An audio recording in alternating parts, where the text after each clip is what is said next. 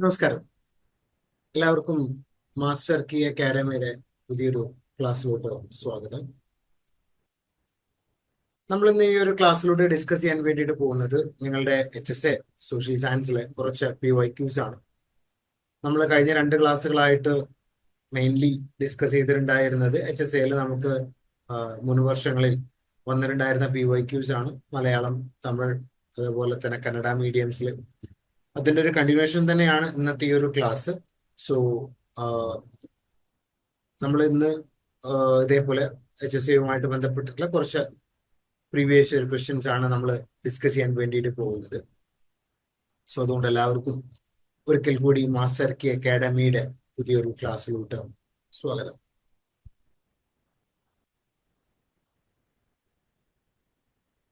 So നമുക്ക് ആദ്യത്തെ ചോദ്യം ഡിസ്കസ് ചെയ്യാം. ആദ്യത്തെ ചോദ്യം HSA സോഷ്യൽ സയൻസ് 2016 മലയാളം മീഡിയത്തിൽ ചോദിച്ചിട്ടുള്ള ഒരു ചോദ്യമാണ്. ചോദ്യം ഇങ്ങനെയാണ്: സ്പിന്നിങ് മ്യൂൾ കണ്ടുപിടിച്ചത് ആരാണ് എന്നാണ് ചോദ്യം. ഈ ചോദ്യം ശരിക്കും നിങ്ങളുടെ സിലബസിൽ, അതായത് HSA സോഷ്യൽ സയൻസിന്റെ part B world history module number 1 അതിലെ സെക്കൻഡ് ലാസ്റ്റ് ടോപ്പിക്കുമായിട്ട് ബന്ധപ്പെട്ടുള്ള സെക്കൻഡ് ലാസ്റ്റ് യൂണിറ്റുമായിട്ട് ബന്ധപ്പെട്ടിട്ടുള്ളതാണ്. അപ്പൊ നിങ്ങൾ ആ സിലബസ് കണ്ടിട്ടുണ്ടായിരിക്കും. അതില് 5-ാമത്തെ 6-ാമത്തെ യൂണിറ്റ് ആണ് റവല്യൂഷനുകളെ കുറിച്ചിട്ടുള്ള ഒരു യൂണിറ്റ് ഉണ്ട്. അതായത് ഒരുപാട് റവല്യൂഷനുകളെ കുറിച്ചിട്ട് പറയുന്നുണ്ട്. ഫ്രഞ്ച് റവല്യൂഷനെ കുറിച്ചിട്ട്, റഷ്യൻ റവല്യൂഷനെ കുറിച്ചിട്ട് എല്ലാം പറയുന്നുണ്ട്. അപ്പൊ അതിന്റെ കൂടെ പറയുന്നതാണ് ഇൻഡസ്ട്രിയൽ റവല്യൂഷൻ. അപ്പോ ആ ഇൻഡസ്ട്രിയൽ റവല്യൂഷൻ എന്ന് പറയുന്ന ആ ഒരു ടോപ്പിക്കുമായിട്ട് ബന്ധപ്പെട്ടിട്ടുള്ള ഒരു ചോദ്യമാണ് ഇവിടെ കൊടുത്തിട്ടുള്ളത്. സോ ഇൻഡസ്ട്രിയൽ റവല്യൂഷനുമായിട്ട് ബന്ധപ്പെട്ട് നമുക്ക് ഇത്തരത്തിലുള്ള ചോദ്യങ്ങൾ പ്രതീക്ഷിക്കാം. സോ ഇൻഡസ്ട്രിയൽ റവല്യൂഷന്റെ സമയത്ത് ഒരുപാട് പുതിയ കണ്ടുപിടുത്തങ്ങൾ നടന്നിട്ടുണ്ട്. അപ്പോൾ അതുമായിട്ട് ബന്ധപ്പെട്ട് നമുക്ക് ചോദ്യങ്ങൾ പ്രതീക്ഷിക്കാവുന്നതാണ്. ആ ഒരു പാറ്റേണിലുള്ള ചോദ്യങ്ങൾ നമുക്ക് എന്തായാലും ഈ ഒരു പാറ്റേൺ, അതായത് സ്പിന്നിങ് മോൾ കണ്ടുപിടിച്ചത് ആര്, അത്തരത്തിലുള്ള ഒരുപാട് എന്താ പറയുന്നത് ഇൻവെൻഷനുകൾ, ഒരുപാട് പുതിയ കണ്ടുപിടുത്തങ്ങൾ നടന്നിട്ടുണ്ടായിരുന്ന ഒരു കാലഘട്ടമാണ് ഈ ഇൻഡസ്ട്രിയൽ റവല്യൂഷൻ, അല്ലെങ്കിൽ വ്യാവസായിക വിപ്ലവത്തിന്റെ ആ ഒരു സമയം. ഒരുപാട് വ്യത്യസ്ത രീതിയിലുള്ള കണ്ടുപിടുത്തങ്ങൾ. ഇപ്പോ ഇതേപോലെ ടെക്സ്റ്റൈൽ മേഖലയിൽ വന്നിട്ടുണ്ടായിരുന്ന ഒരു കണ്ടുപിടുത്തമാണ് സ്പിന്നിങ് മ്യൂൾ എന്ന് പറയുന്നത്. കാരണം നിങ്ങൾക്ക് എല്ലാവർക്കും അറിയാം, ഇൻഡസ്ട്രിയൽ റവല്യൂഷൻ ആദ്യമായിട്ട് നടന്നിട്ടുണ്ടായിരുന്നത് ഇംഗ്ലണ്ടിലാണ്. ഇംഗ്ലണ്ടാണ് ഇൻഡസ്ട്രിയൽ റവല്യൂഷന്റെ ഹോം ലാൻഡ്, അല്ലെങ്കിൽ അതിന്റെ ഒരു എന്താ പറയുന്നത് ബർത്ത് ഓഫ് ഒറിജിൻ എന്ന് പറയുന്നത് ശരിക്കും എന്താ പറയുന്നത് ഇംഗ്ലണ്ടാണ്. അപ്പോൾ ഇംഗ്ലണ്ടിൽ ഇൻഡസ്ട്രിയൽ റവല്യൂഷൻ നടക്കുന്നു. ഇംഗ്ലണ്ടിൽ ഇൻഡസ്ട്രിയൽ റവല്യൂഷൻ നടക്കുന്ന ഒരു ടൈം പീരീഡ് എന്ന് പറയുന്നത് എപ്പോഴാണ്? അതായത് നമ്മളുടെ 18-ാം നൂറ്റാണ്ട്. അതായത് 18-ാം നൂറ്റാണ്ട് എന്ന് പറഞ്ഞാൽ നിങ്ങൾക്കറിയാലോ എന്താണ് 18-ാം നൂറ്റാണ്ട് എന്ന് പറഞ്ഞു കഴിഞ്ഞാൽ 1700-കളാണ്. അപ്പോ 1700-കളുടെ സെക്കൻഡ് ഹാഫിലാണ് എന്താവുന്നത് ഇൻഡസ്ട്രിയൽ റവല്യൂഷൻ ശരിക്കും ഇംഗ്ലണ്ടിൽ നടക്കുന്നത്. അതായത് 1750-കളിലാണ് ഇംഗ്ലണ്ടിൽ ഏകദേശം എന്താ പറയുന്നത്, ഏകദേശം ഈ ഒരു ടൈമിന്റെ ഇടയിലാണ് ഇംഗ്ലണ്ടിൽ ഇൻഡസ്ട്രിയൽ റവല്യൂഷൻ നടക്കുന്നത്. അതിന് മുന്നേ ഉണ്ട്. ഇപ്പോൾ 1730-കളൊക്കെ ആവുന്ന സമയത്ത് സ്റ്റാർട്ട് ചെയ്തിട്ടുണ്ട്. പക്ഷെ നമ്മൾ പറയുമ്പോൾ എപ്പോഴും എന്താ പറയാ, 18-ാം നൂറ്റാണ്ടിന്റെ സെക്കൻഡ് ഹാഫ് മുതൽക്കാണ് ഇൻഡസ്ട്രിയൽ റവല്യൂഷൻ ഇംഗ്ലണ്ടിൽ സ്റ്റാർട്ട് ചെയ്തിട്ടുണ്ടായിരുന്നത് എന്നാണ് നമ്മൾ പറയാം. അപ്പോൾ ഇൻഡസ്ട്രിയൽ റവല്യൂഷൻ സ്റ്റാർട്ട് ചെയ്തിട്ടുണ്ടായിരുന്ന ഒരു സമയമാണ് 1750-കൾ. അപ്പോൾ ഈ ഇൻഡസ്ട്രിയൽ റവല്യൂഷൻ ഇംഗ്ലണ്ടിൽ സ്റ്റാർട്ട് ചെയ്തപ്പോൾ ആദ്യമായിട്ട് ഇൻഡസ്ട്രികൾ, ആദ്യമായിട്ട് വലിയ തോതിൽ വ്യവസായങ്ങൾ രൂപപ്പെട്ടിട്ടുണ്ട്, അല്ലെങ്കിൽ വ്യവസായങ്ങൾ സ്റ്റാർട്ട് ചെയ്തിട്ടുണ്ടായിരുന്നത് ശരിക്കും ഈ നമ്മളുടെ ടെക്സ്റ്റൈൽ മേഖലയിലാണ്. മീൻസ് തുണിത്തരങ്ങൾ, ടെക്സ്റ്റൈൽ മേഖലയിലാണ് വലിയ ഇൻവെൻഷനുകൾ നടന്നിട്ടുണ്ടായിരുന്നത്. ടെക്സ്റ്റൈൽ മേഖലയുമായിട്ട് ബന്ധപ്പെട്ടിട്ടാണ് ആദ്യത്തെ ഫാക്ടറികളെല്ലാം നിലവിൽ വരുന്നത്. അപ്പോൾ ആദ്യത്തെ ഫാക്ടറി നിലവിൽ വന്നിട്ടുണ്ടായിരുന്ന ഒരു സമയം എന്ന് പറയുന്നത്, ഇംഗ്ലണ്ടിൽ ആദ്യമായിട്ട് ഫാക്ടറികൾ നിലവിൽ വന്നിട്ടുണ്ടായിരുന്ന ഒരു സമയം എന്ന് പറയുന്നത് 1750-കളാണ്. അപ്പോൾ ആ സമയത്ത് ഫാക്ടറികൾ വരുന്നുണ്ട്, ഒരുപാട് പുതിയ പുതിയ കണ്ടുപിടുത്തങ്ങൾ വരുന്നുണ്ട്. സ്പിന്നിങ് ജെന്നി, വാട്ടർ ഫ്രെയിം, അതുപോലെ തന്നെ കോട്ടൺ ജിൻ എന്നൊക്കെ പറഞ്ഞുകൊണ്ടുള്ള ഒരുപാട് കണ്ടുപിടുത്തങ്ങൾ ഈ 1750-കളിൽ ഇംഗ്ലണ്ടിലും ഇംഗ്ലണ്ടിൽ നടന്നിട്ടുണ്ടായിരുന്നു. അപ്പൊ അതുമായി അത്തരത്തിലുള്ള ചോദ്യങ്ങൾ നമുക്ക് പ്രതീക്ഷിക്കും. ഇപ്പൊ കോട്ടൺ ജിന്ന് കണ്ടെത്തിയത് ആരാണ്, വാട്ടർ ഫ്രെയിം കണ്ടെത്തിയത് ആരാണ്, എന്ന് വാട്ടർ ലൂം കണ്ടെത്തിയത് ആരാണ്, ഇത്തരത്തിലുള്ള സ്പിന്നിങ് ജെന്നി കണ്ടെത്തിയത് ആരാണ്, അത്തരത്തിലുള്ള ചോദ്യങ്ങൾ നമുക്ക് പ്രതീക്ഷിക്കാവുന്നതാണ്. ഓക്കെ, അപ്പോൾ ചോദ്യം ഇവിടെ എങ്ങനെയാണ്, സ്പിന്നിങ് മ്യൂള് കണ്ടെത്തിയത് ആരാണ് എന്നാണ് ചോദ്യം. അപ്പോൾ അത് കണ്ടെത്തിയിട്ടുണ്ടായിരുന്ന ഒരുപാട് ആളുകൾ അവരുടെ പേരുകൾ ഇവിടെ കൊടുത്തിട്ടുണ്ട്. റിച്ചാർഡ് ആർക്രൈറ്റ് ഉണ്ട്, സാമുവൽ ക്രോംപ്റ്റൺ ഉണ്ട്, ജെയിംസ് ഹർഗ്രീവ്സ് ഉണ്ട്, എഡ്മണ്ട് കാർട്രൈറ്റ് ഉണ്ട്. ഓക്കെ, അങ്ങനെ 4 പ്രമുഖരായിട്ടുണ്ടായിരുന്ന ആളുകളുടെ പേരുകൾ ഇവിടെ കൊടുത്തിട്ടുണ്ട്. അപ്പൊ അതിൽ ആരാണ് സ്പിന്നിങ് മ്യൂള് കണ്ടെത്തിയിട്ടുണ്ടായിരുന്നത് എന്നാണ് ചോദ്യം. പറയൂ, ആരാണ് സ്പിന്നിങ് മ്യൂള് കണ്ടെത്തിയിട്ടുണ്ടായിരുന്നത്? സ്പിന്നിങ് മ്യൂള് ശരിക്കും കണ്ടെത്തിയിട്ടുണ്ടായിരുന്നത് സാമുവൽ ക്രോംപ്റ്റൺ എന്ന് പറയുന്ന ആളാണ്. Samuel Crompton spinning mule. അപ്പൊ അദ്ദേഹത്തിന്റെ ആ പേരിൽ നിങ്ങൾ നോക്കുക, സാമുവൽ, ആ ഒരു ഫസ്റ്റ് നെയിം ഓർത്തിരിക്കുക. ഓക്കെ, അപ്പൊ അതുപോലെ തന്നെ സ്പിന്നിങ് മ്യൂൾ. അപ്പൊ ആ ഒരു കണക്ഷൻ നിങ്ങൾക്ക് കിട്ടും, spinning mule Samuel, spinning mule Samuel, അങ്ങനെ ഓർത്ത് വെക്കുക. അപ്പൊ ഓക്കെ, അപ്പൊ അത് നിങ്ങൾക്ക് നിങ്ങളുടെ മനസ്സിൽ നിൽക്കും. ഓക്കെ, അപ്പൊ അത് അങ്ങനെ പഠിച്ചു വെക്കുക. സാമുവൽ ക്രോംപ്റ്റൺ ആണ് സ്പിന്നിങ് മ്യൂള് കണ്ടെത്തിയിട്ടുണ്ടായിരുന്നത്. ഓക്കെ, സ്പിന്നിങ് മ്യൂളിന്റെ ഒക്കെ ചിത്രങ്ങളൊക്കെ നിങ്ങൾ വേൾഡ് ഹിസ്റ്ററിയിൽ നിങ്ങളുടെ ഈ ഇൻഡസ്ട്രിയൽ റവല്യൂഷന്റെ ക്ലാസ്സിൽ നിങ്ങൾ ചിലപ്പോൾ കണ്ടിട്ടുണ്ടായിരിക്കാം. ഓക്കെ, സോ അടുത്ത ചോദ്യം 2022 വന്നിട്ടുള്ള ഒരു ചോദ്യമാണ്. 2022 HSS സോഷ്യൽ സയൻസ് തമിഴ് മീഡിയത്തിൽ ചോദിച്ചിട്ടുള്ള ഒരു ചോദ്യമാണ്. ചോദ്യം എങ്ങനെയാണ്, വ്യാവസായിക വിപ്ലവത്തിലെ ഏറ്റവും പ്രധാനപ്പെട്ട കണ്ടുപിടുത്തങ്ങളിൽ ഒന്നായിട്ടുണ്ടായിരുന്ന വാട്ടർലൂം കണ്ടെത്തിയത് ആരാണ് എന്നാണ് ചോദ്യം. വാട്ടർലൂം അപ്പൊ നമ്മൾ സ്പിന്നിങ് മ്യൂള് നേരത്തെ പറഞ്ഞു. സ്പിന്നിങ് മ്യൂള് പോലത്തെ എന്താ പറയുന്നത്, അതുപോലത്തെ ഒരു യന്ത്രമാണ് വാട്ടർലൂം എന്ന് പറയുന്നത്. ശരിക്കും വ്യാവസായിക വിപ്ലവത്തിന്റെ ഭാഗമായിക്കൊണ്ട് നമ്മളുടെ ഇതില് എന്താണ് ഈ ടെക്സ്റ്റൈൽ മേഖലയിൽ വന്നിട്ടുണ്ടായിരുന്ന, അല്ലെങ്കിൽ ടെക്സ്റ്റൈൽ ഫാക്ടറികളിൽ, ടെക്സ്റ്റൈൽസുകൾ ഉണ്ടാക്കുന്ന ഫാക്ടറികളിൽ കൊണ്ടുവന്നിട്ടുണ്ടായിരുന്ന അല്ലെങ്കിൽ ഉപയോഗിച്ചിട്ടുണ്ടായിരുന്ന ഒരു മെഷീനാണ് ഈ വാട്ടർലൂം എന്ന് പറയുന്നത്. അതുപോലത്തെ ഒരു മെഷീൻ തന്നെയാണ് സ്പിന്നിങ് മ്യൂൾ എന്ന് പറയുന്നത്. അപ്പോൾ വാട്ടർലൂം എന്ന് പറയുന്നത് വ്യാവസായിക വിപ്ലവത്തിലെ ഏറ്റവും പ്രധാനപ്പെട്ട ഒരു കണ്ടുപിടുത്തം. അപ്പൊ ആ വാട്ടർലൂം കണ്ടുപിടിച്ചത് ആരാണ് എന്നാണ് ചോദ്യം. Richard Arkwright, Samuel Crompton, James Hargreaves, Robert Fulton. Samuel Crompton അല്ല എന്നുള്ള കാര്യം നമുക്ക് എല്ലാവർക്കും അറിയാം, കാരണം സ്പിന്നിങ് മ്യൂൾ ആണ് പുള്ളിക്കാരൻ. So Richard Arkwright, James Hargreaves, Robert Fulton. പറയൂ, ഇതിൽ ആരാണ് വാട്ടർലൂം കണ്ടെത്തിയിട്ടുണ്ടായിരുന്നത്? പറയൂ.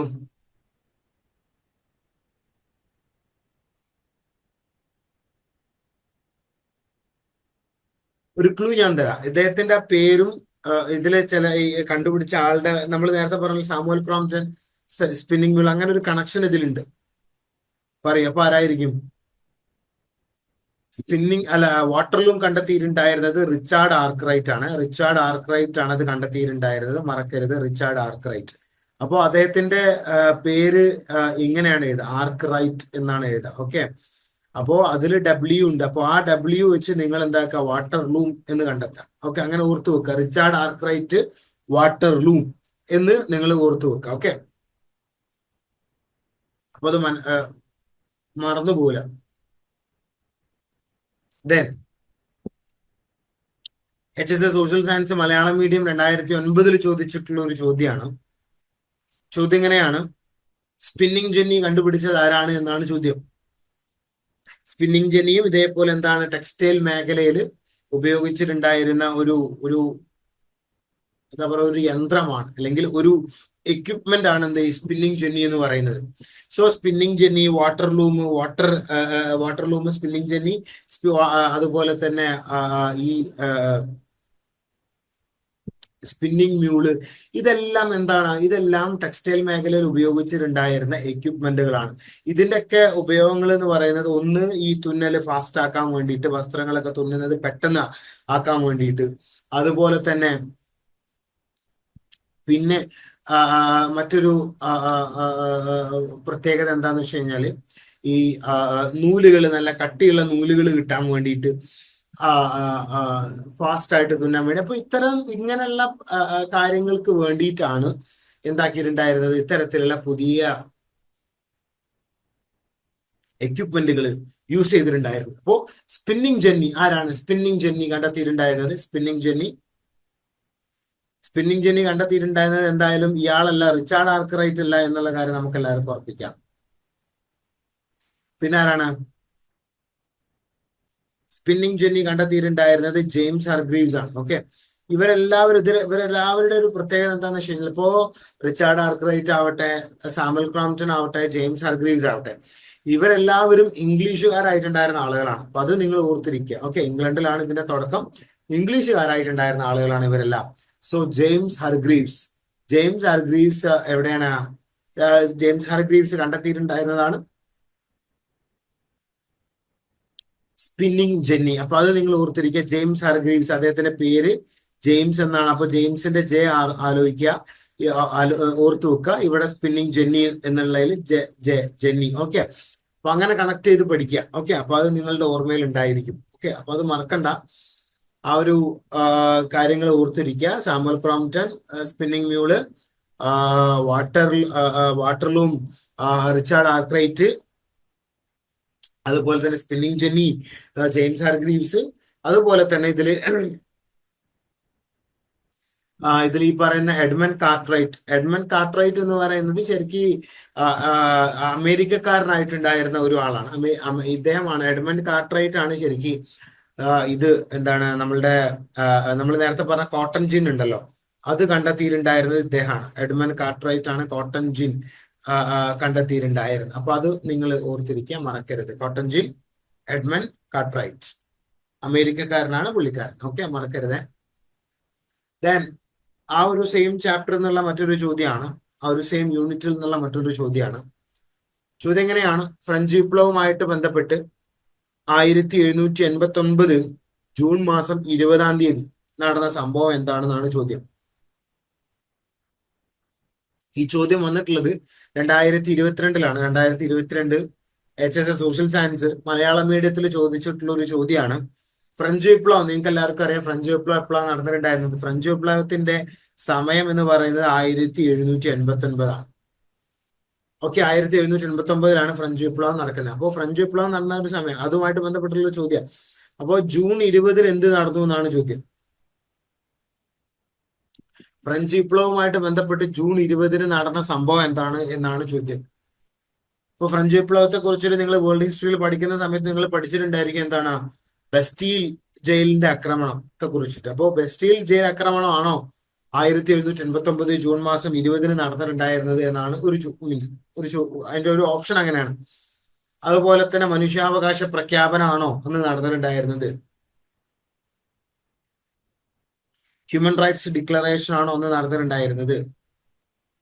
അതല്ല ടെന്നീസ് കോർട്ട് ഓത്താണോ? ടെന്നീസ് കോർട്ട് പ്രതിജ്ഞ, ടെന്നീസ് കോർട്ടിൽ ഇവരെല്ലാവരും കൂടെ ഒത്തുചേർന്ന ഒരു പ്രതിജ്ഞ നടത്തിയിട്ടുണ്ടായിരുന്നു, അതാണോ ഫ്രഞ്ച് റവല്യൂഷന്റെ ഭാഗമായിട്ട്? അതല്ല എന്നുണ്ടെങ്കിൽ ചർച്ചിന്റെ, സഭയുടെ കീഴിലുള്ള ഭൂമി കണ്ടുകെട്ടല്, അതായത് നമ്മുടെ ക്രിസ്ത്യൻ പള്ളികളുടെ കീഴിലുള്ള ഭൂമി കണ്ടുകെട്ടലാണോ നടത്തിയിട്ടുണ്ടായിരുന്നത്? അതായത് ചർച്ചിന്റെ കീഴിൽ ഉണ്ടായിട്ടുണ്ടായിരുന്ന, സഭയുടെ കീഴിലൊക്കെ ഉണ്ടായിട്ടുണ്ടായിരുന്ന ഭൂമി ഇവര് സർക്കാർ ഏറ്റെടുത്തതാണോ നടന്നിട്ടുണ്ടായിരുന്നത്, അല്ലെങ്കിൽ കലാപകാരികൾ ഏറ്റെടുത്തതാണോ നടന്നിട്ടുണ്ടായിരുന്നത് എന്നാണ് ചോദ്യം. അപ്പോ ഒന്ന് പറയൂ, ഏത് സംഭവമാണ് അന്ന് നടന്നിട്ടുണ്ടായിരുന്നത്? 1789 ജൂൺ മാസം 20 നടന്ന സംഭവം എന്താണ്? ബസ്റ്റീൽ ജയിലിന്റെ തകർച്ച, മനുഷ്യാവകാശ പ്രഖ്യാപനം, ടെന്നീസ് കോർട്ട് ഓത്ത്, ചർച്ചിന്റെ കീഴിലുള്ള ഭൂമി കണ്ടെത്തൽ. ഇതിലേതാണ്? പറയൂ, ഏത് ഇവന്റ് ആണ് ഫ്രഞ്ച് റവല്യൂഷന്റെ ഭാഗമായിട്ട് നടന്നിട്ടുണ്ടായിരുന്നത്? നിങ്ങൾ ഫ്രഞ്ച് റവല്യൂഷനെ കുറിച്ചിട്ട് നിങ്ങൾ പഠിച്ചിട്ടുണ്ടായിരിക്കും. ഫ്രഞ്ച് റവല്യൂഷൻ നടന്നൊരു കോണ്ടെക്സ്റ്റ് എന്ന് പറയുന്നത് ആ പേര് സൂചിപ്പിക്കുന്ന പോലെ എവിടെയാണ്? ഫ്രാൻസിലാണ് അത് നടന്നിട്ടുണ്ടായിരുന്നത്. 18-ാം നൂറ്റാണ്ടിന്റെ രണ്ടാം പകുതിയിൽ, അതായത് 1789-ലാണ് നടന്നിട്ടുണ്ടായിരുന്നത്. ഈ ഫ്രഞ്ച് റവല്യൂഷനുമായിട്ട് ബന്ധപ്പെട്ടിട്ടുണ്ടായിരുന്ന തത്വചിന്തകരാണ്, അല്ലെങ്കിൽ ഫ്രഞ്ച് റവല്യൂഷന്റെ പിന്നിലെ യഥാർത്ഥ എന്താ പറയുന്നത് ബുദ്ധിജീവികൾ എന്ന് പറയുന്നത്, നിങ്ങൾ അവരെ കുറിച്ചിട്ട് പഠിച്ചിട്ടുണ്ടായിരിക്കും. റൂസോ, വോൾട്ടയർ, മൊണ്ടസ്ക്യൂ, ഇങ്ങനെയുള്ള ആളുകളുണ്ട്. അപ്പൊ ഇവരൊക്കെയാണ് ശരിക്കും ഇതിനൊരു ഊർജം പകർന്നിട്ടുണ്ടായിരുന്നത്. ഈ ഫ്രഞ്ച് റവല്യൂഷൻ അവരുടെ എഴുത്തുകൾ ആളുകളെ വലിയ രീതിയിൽ സ്വാധീനിച്ചിട്ടുണ്ടായിരുന്നു. അങ്ങനെയാണ് ആളുകൾ എന്താക്കുന്നത്, ഫ്രഞ്ച് റവല്യൂഷന് തുടക്കം കുറിക്കുന്നത്. സോ ഫ്രഞ്ച് റവല്യൂഷൻ നടന്നിട്ടുണ്ടായിരുന്ന സമയത്ത് ഫ്രാൻസിലെ ഭരണാധികാരികൾ എന്ന് പറയുന്നത് ബോർബൺ ഡൈനാസ്റ്റിയിലെ ഭരണാധികാരികളാണ്.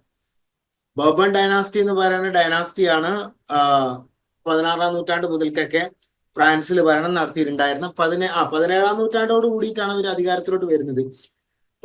സോ അങ്ങനെ ഭരണം നടത്തിയിട്ടുണ്ടായിരുന്ന ഒരു ഡൈനാസ്റ്റിയാണ് ഏത്, ബോർബൺ ഡൈനാസ്റ്റി. ആ ഡൈനാസ്റ്റിയിലാണ് ലൂയി 14 ഉള്ളത്. ലൂയി 14 കുറിച്ച് നിങ്ങൾ കേട്ടിട്ടുണ്ടായിരിക്കും.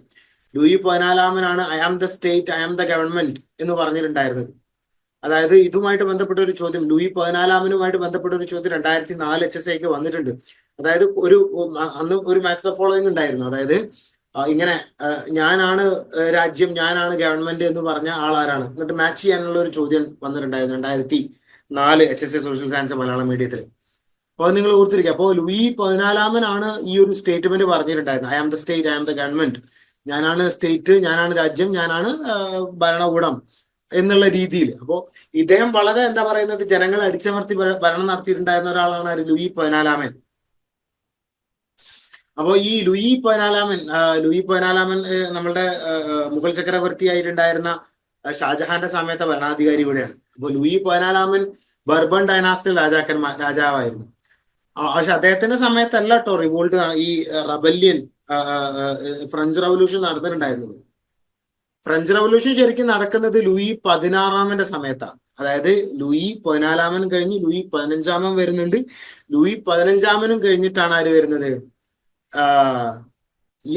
ലൂയി 16 വരുന്നത്. അപ്പൊ ലൂയി 16 സമയത്താണ് ഫ്രഞ്ച് റവല്യൂഷൻ നടന്നിട്ടുണ്ടായിരുന്നത്. അദ്ദേഹത്തെയാണ് ജനങ്ങൾ എല്ലാവരും കൂടെ സ്ഥാനഭ്രഷ്ടനാക്കുന്നതും പിന്നീട് അദ്ദേഹത്തെ ജനങ്ങള് വധിക്കുന്നതും കഴുമരത്തെ കയറ്റുന്നതൊക്കെ പിന്നീടാണ്. അദ്ദേഹവും അദ്ദേഹത്തിന്റെ വൈഫ് മാരി ആന്റോനും ഇതുപോലെ അവരെ ജനങ്ങളെല്ലാവരും കൂടെ ചേർന്ന് അവരെ വധിക്കുകയാണ് ചെയ്തിട്ടുണ്ടായത്.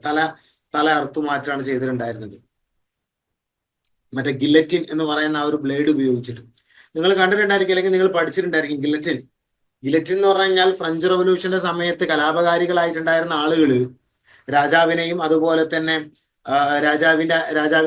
രാജാവിനെ സപ്പോർട്ട് ചെയ്തിട്ടുണ്ടായിരുന്ന, രാജഭരണത്തെ സപ്പോർട്ട് ചെയ്തിട്ടുണ്ടായിരുന്ന ആളുകള്, കലാപകാരികൾക്ക് എതിരായിട്ട് പ്രവർത്തിച്ചിട്ടുണ്ടായിരുന്ന ആളുകളെ വധിച്ചിട്ടുണ്ടായിരുന്ന ഒരു രീതിയാണ് ഈ ഗിലറ്റിൻ എന്ന് പറയുന്നത്. ഗിലറ്റിൻ എന്ന് പറഞ്ഞൊരു വലിയ 2 മരത്തിന്റെ കമ്പ് ഒരു കാല് പോലെ വെക്കും.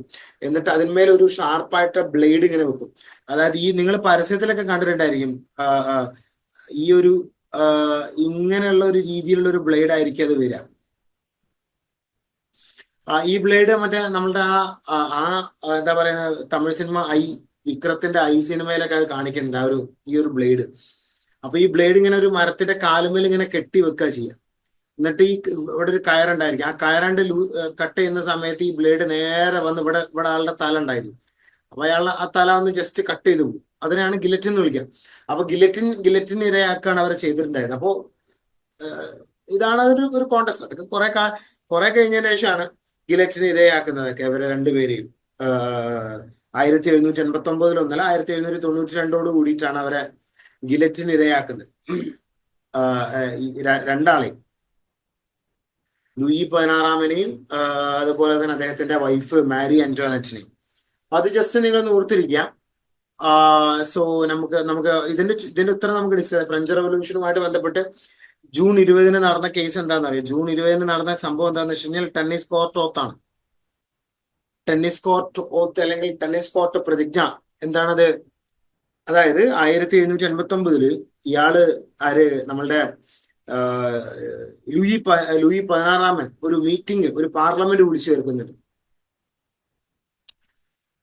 അവസാനമായിട്ട് ഫ്രഞ്ച് പാർലമെന്റ് നടന്നിട്ടുണ്ടായിരുന്നത് ലൂയി 14 സമയത്ത് 1680 എങ്ങാനുമാണ് അവസാനമായിട്ട് പാർലമെന്റ് ചേർന്നിട്ടുണ്ടായിരുന്നു.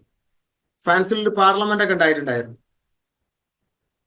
പക്ഷെ പിന്നീട് വന്ന രാജാക്കന്മാർ ആരും തന്നെ പാർലമെന്റ് വിളിച്ചു ചേർക്കാൻ വേണ്ടിയിട്ട് അവര് ശ്രമം നടത്തിയിട്ടുണ്ടായിരുന്നില്ല എന്നുള്ളതാണ്. അപ്പൊ പിന്നീട് പാർലമെന്റ് വിളിച്ചു ചേർക്കുന്നത് ഇയാളാണ്, ലൂയി 16. ലൂയി 16 സമയത്താണ് ഫ്രഞ്ച് റവല്യൂഷൻ നടക്കുന്നത്. അപ്പൊ അദ്ദേഹത്തിന്റെ സമയത്താണ് ഈ പാർലമെന്റ് വിളിച്ചു ചേർക്കുന്നത്. അദ്ദേഹം എന്തിനാ പാർലമെന്റ് വിളിച്ചു ചേർത്തിട്ടുണ്ടായതെന്ന് വെച്ച് കഴിഞ്ഞാല് നികുതി കൂട്ടാൻ വേണ്ടിയിട്ടാണ്. അന്ന് ഫ്രാൻസ് വലിയ സിവിയർ ആയിട്ടുള്ള ഒരു എക്കണോമിക് ക്രൈസിസിലൂടെ കടന്നു പോകുന്ന ഒരു സമയമാണ്. അപ്പോ ഫ്രാൻസിന്റെ ഒരു സാമൂഹ്യ സ്ഥിതി വെച്ചിട്ട് ഫ്രാൻസിൽ 3 വിഭാഗം ആളുകളാണ്, ആ സമൂഹത്തിൽ 3 വിഭാഗം ആളുകളാണ് ഉണ്ടായിട്ടുണ്ടായത്. First estate, second estate, third estate. First estate എന്ന് പറഞ്ഞു കഴിഞ്ഞാൽ ഈ പുരോഹിതന്മാരായിട്ടുണ്ടായിരുന്ന ആളുകൾ. സെക്കൻഡ് എസ്റ്റേറ്റ് എന്ന് പറഞ്ഞു കഴിഞ്ഞാൽ പ്രഭുക്കന്മാരായിട്ടുണ്ടായിരുന്ന ആളുകൾ. തേർഡ് എസ്റ്റേറ്റ് എന്ന് പറഞ്ഞാൽ സാധാരണക്കാരായിട്ടുണ്ടായിരുന്ന കർഷകരായിട്ടുണ്ടായിരുന്ന ആളുകൾ. അപ്പോ ഫ്രാൻസില് ഈ ബർബൺ ഡൈനാസ്റ്റി രാജ്യം ഭരിക്കുന്ന സമയത്ത് ഫസ്റ്റത്തെ 2 എസ്റ്റേറ്റ് പ്രഭുക്കന്മാരെ കയ്യിൽ നിന്നും പുരോഹിതന്മാരെ കയ്യിൽ നിന്നും ടാക്സ് വാങ്ങിയിട്ടുണ്ടായിരുന്നില്ല. ടാക്സ് മൊത്തം വാങ്ങിയിട്ടുണ്ടായിരുന്നത് കർഷകരായിട്ടുണ്ടായിരുന്ന തേർഡ് എസ്റ്റേറ്റിൽ പെടുന്ന ആളുകളുടെ അടുത്ത് നിന്നാണ് ടാക്സ് മൊത്തത്തിൽ വാങ്ങിയിട്ടുണ്ടായിരുന്നത്. അപ്പോ ജനങ്ങൾ ആ സമയം മുതൽക്ക് ജനങ്ങൾക്ക് ഒരുപാട് എന്താ പറയാ അസംതൃപ്തി ഉണ്ട്. കാരണം എന്താന്ന് വെച്ച് കഴിഞ്ഞാല് ഈ ഈ ജനങ്ങൾ ഈ തേർഡ് എസ്റ്റേറ്റിൽ നിന്നുള്ള ആളുകളുടെ കയ്യിൽ നിന്നാണ് ടാക്സ് ഒക്കെ വാങ്ങുന്നത്. പക്ഷെ എന്തില്ല, അവർക്ക് ഭരണത്തിൽ വലിയ പങ്കോ കാര്യങ്ങളോ ഒന്നും തന്നെ കൊടുത്തിട്ടുണ്ടായിരുന്നില്ല. അതായത് ഗവൺമെന്റ് സർവീസിൽ അവരെ ഇൻവോൾവ് ചെയ്തിട്ടുണ്ടായിരുന്നില്ല എന്നുള്ളതാണ്. അവരെ ആർമിയിലോട്ടോ മറ്റുള്ളതിലോട്ടോ ഒന്നും എടുത്തിട്ടുണ്ടായിരുന്നില്ല. അവർക്ക് ഗവൺമെന്റ് സർവീസ്, ഗവൺമെന്റ് ജോലികളോ കാര്യങ്ങളോ ഒന്നും കൊടുത്തിട്ടുണ്ടായിരുന്നില്ല. അവരെ ചൂഷണം ചെയ്യുകയാണ് ചെയ്തിട്ടുണ്ടായിരുന്നത്. പലതരത്തിലുള്ള ടാക്സുകൾ വാങ്ങുകയാണ് ചെയ്തിട്ടുണ്ടായിരുന്നത്. ഇപ്പോ ഗബേൽ എന്ന് പറയുന്ന ഉപ്പിന്റെ പേരിലുള്ള ടാക്സ്, അതുപോലെ തന്നെ എന്താ പറയുന്നത് ചർച്ച്, ക്രിസ്തീയ സഭകൾ അവരുടെ അടുത്ത് നിന്ന് ടിത്തെ എന്ന് പറയുന്ന ടാക്സ് വാങ്ങിയിട്ടുണ്ടായിരുന്നു. അതായത് റിലീജിയസ് ടാക്സ്. ടിത്തെ എന്ന് പറഞ്ഞു കഴിഞ്ഞാൽ എല്ലാ ക്രിസ്ത്യാനികളായിട്ടുണ്ടായിരുന്ന ആളുകളും ഒരു ടാക്സ് ആർക്ക് കൊടുക്കണം? ക്രിസ്തീയ സഭയ്ക്ക് കൊടുക്കണം. അങ്ങനെയുള്ള നിയമങ്ങൾ. അപ്പോ ടാക്സ് കൊണ്ട് പൊറുതിമുട്ടിയിട്ടുണ്ടായിരുന്നു ആളുകൾ. ഈ ഒരു കോണ്ടക്സ്റ്റിലാണ് എന്ത് നടക്കുന്നത്? ഫ്രഞ്ച് വിപ്ലവം നടക്കുന്നത്. ഓക്കെ. അപ്പോൾ ഫ്രാൻസിൽ ഈ ലൂയി 14 സമയം മുതൽക്ക് തന്നെ ഫ്രാൻസിൽ സിവിയർ ആയിട്ടുള്ള എക്കണോമിക് ക്രൈസിസ് ഉണ്ട്. കാരണം എന്താ? ഫ്രാൻസിന്റെ ഏറ്റവും വലിയ ശത്രുവാണ് ഇംഗ്ലണ്ട്. അപ്പൊ ഇംഗ്ലണ്ടുമായിട്ട് സദാസമയം യുദ്ധത്തിൽ ഏർപ്പെട്ടിട്ടുണ്ടായിരുന്നു ഫ്രാൻസ്. അപ്പൊ അതുകൊണ്ട് തന്നെ ഫ്രാൻസിനെ സംബന്ധിച്ചിടത്തോളം എന്താണ്, അവിടെ വലിയൊരു എക്കണോമിക് ക്രൈസിസ് ഉണ്ടായിട്ടുണ്ടായിരുന്നു യുദ്ധങ്ങളൊക്കെ കാരണമായിട്ട്. അപ്പോ പിന്നീട് ഈ ലൂയി 16 സമയമാകുമ്പോഴേക്കും അത് ഇൻക്രീസ് ചെയ്യുന്നുണ്ട്. ഒരുപാട് യുദ്ധങ്ങൾ നടക്കുന്നുണ്ട് ഇംഗ്ലണ്ടുമായിട്ട്. അതിലൊക്കെ പരാജയപ്പെടുന്നുണ്ട് ഫ്രാൻസ്. സോ ആ ഒരു സമയത്താണ് ആളുകൾക്ക് പ്രോപ്പറായിട്ട് ഫുഡോ കാര്യങ്ങളോ ഒന്നും കിട്ടുന്നില്ല. വിലക്കയറ്റുണ്ട്. അതുപോലെ തന്നെ അങ്ങനെയുള്ള ഒരുപാട് പ്രശ്നങ്ങളിലൂടെയാണ് ജനങ്ങൾ അന്ന് കടന്നു പോയിട്ടുണ്ടായിരുന്നത്. അപ്പോൾ ഈ ഒരു കോണ്ടക്സ്റ്റിലാണ് എന്താക്കുന്നത് ഫ്രഞ്ച് റവല്യൂഷൻ നടക്കുന്നത്. അപ്പോ ഇങ്ങനെ ഈ ഒരു സമയത്താണ് ഇയാള് ലൂയി 16 എന്ത് ചെയ്യുന്നത്? ടാക്സ് ഇൻക്രീസ് ചെയ്യണമെങ്കിൽ മാത്രമേ ഫ്രാൻസിന്റെ സാമ്പത്തിക സ്ഥിതി മെച്ചപ്പെടുകയുള്ളൂ എന്ന് പറഞ്ഞുകൊണ്ട് എന്താക്കുന്നുണ്ട്? ഒരു ഒരു ഒരു ഒരു ഒരു പാർലമെന്റ് വിളിച്ചു ചേർക്കുന്നുണ്ട്. അതാണ് ജനറൽ അസംബ്ലി എന്നൊക്കെ അറിയപ്പെട്ടിട്ടുണ്ട്. അപ്പൊ ആ മീറ്റിംഗ് പാർലമെന്റ് വിളിച്ചു ചേർക്കുന്നുണ്ട്. അപ്പൊ അതിൽ ഇവര് 3 എസ്റ്റേറ്റിൽ നിന്നുള്ള ആളുകൾ പങ്കെടുത്തിട്ടുണ്ടായിരുന്നു. ഫസ്റ്റ് എസ്റ്റേറ്റ്, സെക്കൻഡ് എസ്റ്റേറ്റ് എന്നൊക്കെ ഉള്ള ആളുകൾ പങ്കെടുത്തിട്ടുണ്ട്. അപ്പോ ഇതില് 300 ആളുകൾ വീതം ഫസ്റ്റ് എസ്റ്റേറ്റിൽ നിന്നും വന്നു, സെക്കൻഡ് എസ്റ്റേറ്റിൽ നിന്നും വന്നു. തേർഡ് എസ്റ്റേറ്റിൽ നിന്ന് 600 ആളുകളാണ് വന്നിട്ടുണ്ടായിരുന്നത്. അപ്പോ ഇതെന്താ സംഭവം? ഇവിടെ ഒരു ഇലക്ഷൻ, അതായത് ഇയാള് ഈ ലൂയി 16 പറഞ്ഞു എന്ത്, നമുക്ക് ടാക്സ് ഇൻക്രീസ് ചെയ്യണം. അപ്പൊ അതിന് വോട്ട് ചെയ്യാൻ പറഞ്ഞു ആളുകളോട്. പാർലമെന്റ് ആണല്ലോ. അപ്പൊ പാർലമെന്റിന്റെ അനുവാദം ഇല്ലാതെ എന്താക്കാൻ പറ്റില്ല,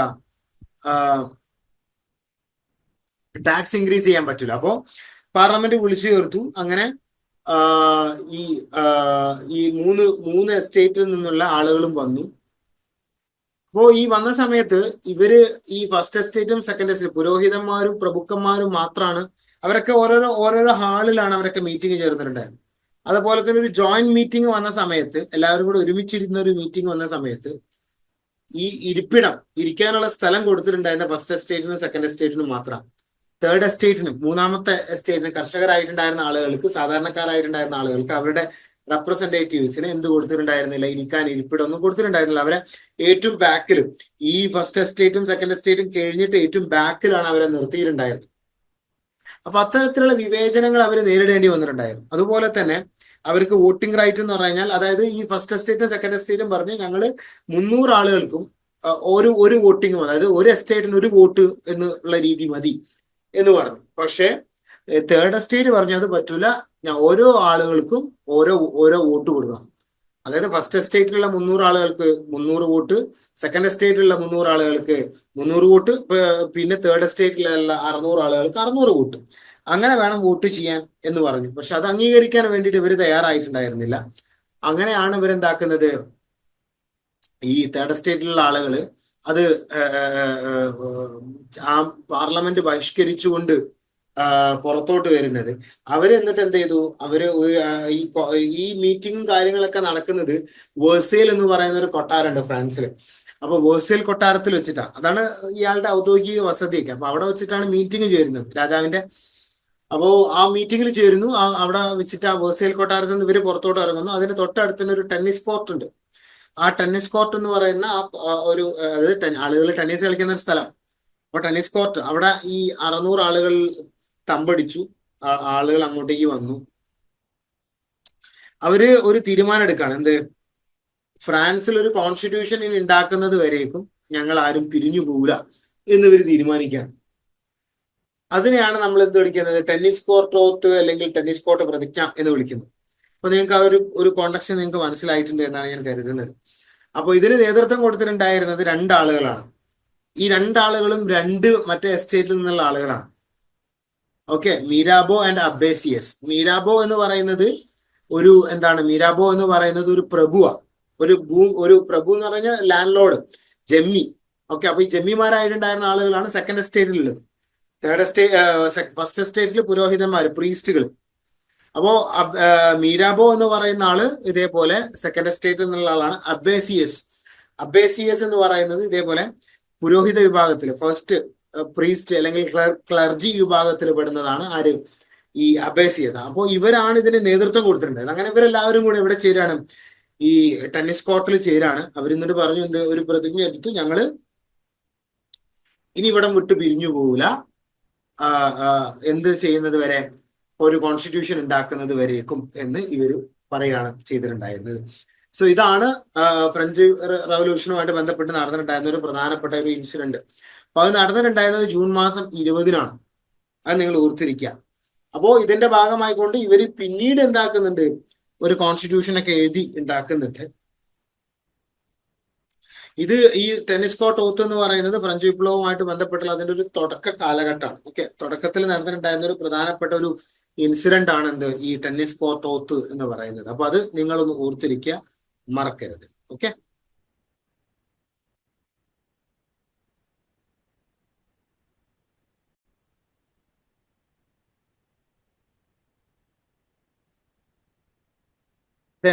മറ്റൊരു ചോദ്യം 2016 HSA സോഷ്യൽ സയൻസ് മലയാളം മീഡിയത്തിൽ ചോദിച്ചിട്ടുള്ള ഒരു ചോദ്യമാണ്. ഫ്രഞ്ച് റവല്യൂഷനുമായിട്ട് ബന്ധപ്പെട്ടുള്ള ഒരു ചോദ്യം തന്നെയാണ്. ചോദ്യം ഇങ്ങനെയാണ്, നെപ്പോളിയൻ ബോണപ്പാർട്ടിന്റെ പരാജയം കുറിച്ച വാട്ടർലൂ യുദ്ധം നടന്ന വർഷം ഏതാണ് എന്നാണ് ചോദ്യം. നെപ്പോളിയനെ കുറിച്ചിട്ട് നിങ്ങൾ കേട്ടിട്ടുണ്ടായിരിക്കും. നെപ്പോളിയൻ എന്ന് പറയുന്നത് ഫ്രാൻസിലെ ഭരണാധികാരിയായിരുന്നു. ഫ്രഞ്ച് റവല്യൂഷൻ കഴിഞ്ഞതിന് ശേഷം ഫ്രാൻസില് രാജാവായിട്ട് ഭരണത്തിൽ വന്നിട്ടുണ്ടായിരുന്ന അല്ലെങ്കിൽ എമർജ് ചെയ്തിട്ടുണ്ടായിരുന്ന ആളാണ് ആര്, നെപ്പോളിയൻ ബോണപ്പാർട്ട്. നെപ്പോളിയൻ ഫ്രാൻസിന്റെ അധികാരത്തിലോട്ട് വരുന്നത് 1799-കളിലാണ്, അല്ലെങ്കിൽ 1799 1800-കളിലാണ് ഫ്രാൻസിന്റെ ഭരണ തലപ്പത്തോട്ട് നെപ്പോളിയൻ വരുന്നത്. നെപ്പോളിയൻ ഒരു ആർമി കമാൻഡർ ആയിരുന്നു. പിന്നീട് ഫ്രാൻസിലെ സർക്കാരിനെ അട്ടിമറിച്ചുകൊണ്ട് അദ്ദേഹം അവിടെ അധികാരത്തിലോട്ട് വരുന്നു, ഫ്രാൻസിൽ അധികാരത്തിലോട്ട് വരുന്നു. എന്നിട്ട് അദ്ദേഹം പിന്നീട് എന്താ ചെയ്യുന്നത്, ഫ്രാൻസിലോട്ട് അധികാരത്തിലോട്ട് വരുന്നു. അദ്ദേഹം പിന്നീട് അവിടുത്തെ ഒരു സ്വച്ഛാധിപതിയെ പോലെ അദ്ദേഹം പിന്നീട് ഭരണം നടത്തുകയാണ് ചെയ്തിട്ടുണ്ടായിരുന്നത്. അവിടെയുള്ള ഓൾറെഡി ഉള്ള ഒരു ഗവൺമെന്റിനെ അട്ടിമറിയിലൂടെ, കലാപത്തിലൂടെ താഴെ ഇറക്കിയിട്ടാണ് അദ്ദേഹം അധികാരത്തിലോട്ട് വന്നിട്ടുണ്ടായിരുന്നത്. അദ്ദേഹം പിന്നീട് ഒരു രാജാവിനെ പോലെ അദ്ദേഹം അവിടെ ഭരണം നടത്തുകയാണ് ചെയ്തിട്ടുണ്ടായിരുന്നത്. അദ്ദേഹത്തിന്റെ സ്ഥാനാരോഹണമൊക്കെ നടത്തിയിട്ടുണ്ടായിരുന്നത് പോപ്പിനെ ഉപയോഗിച്ചിട്ട്. പോപ്പ് അദ്ദേഹത്തെ രാജാവായിട്ട് പ്രഖ്യാപിക്കുന്നുണ്ട്.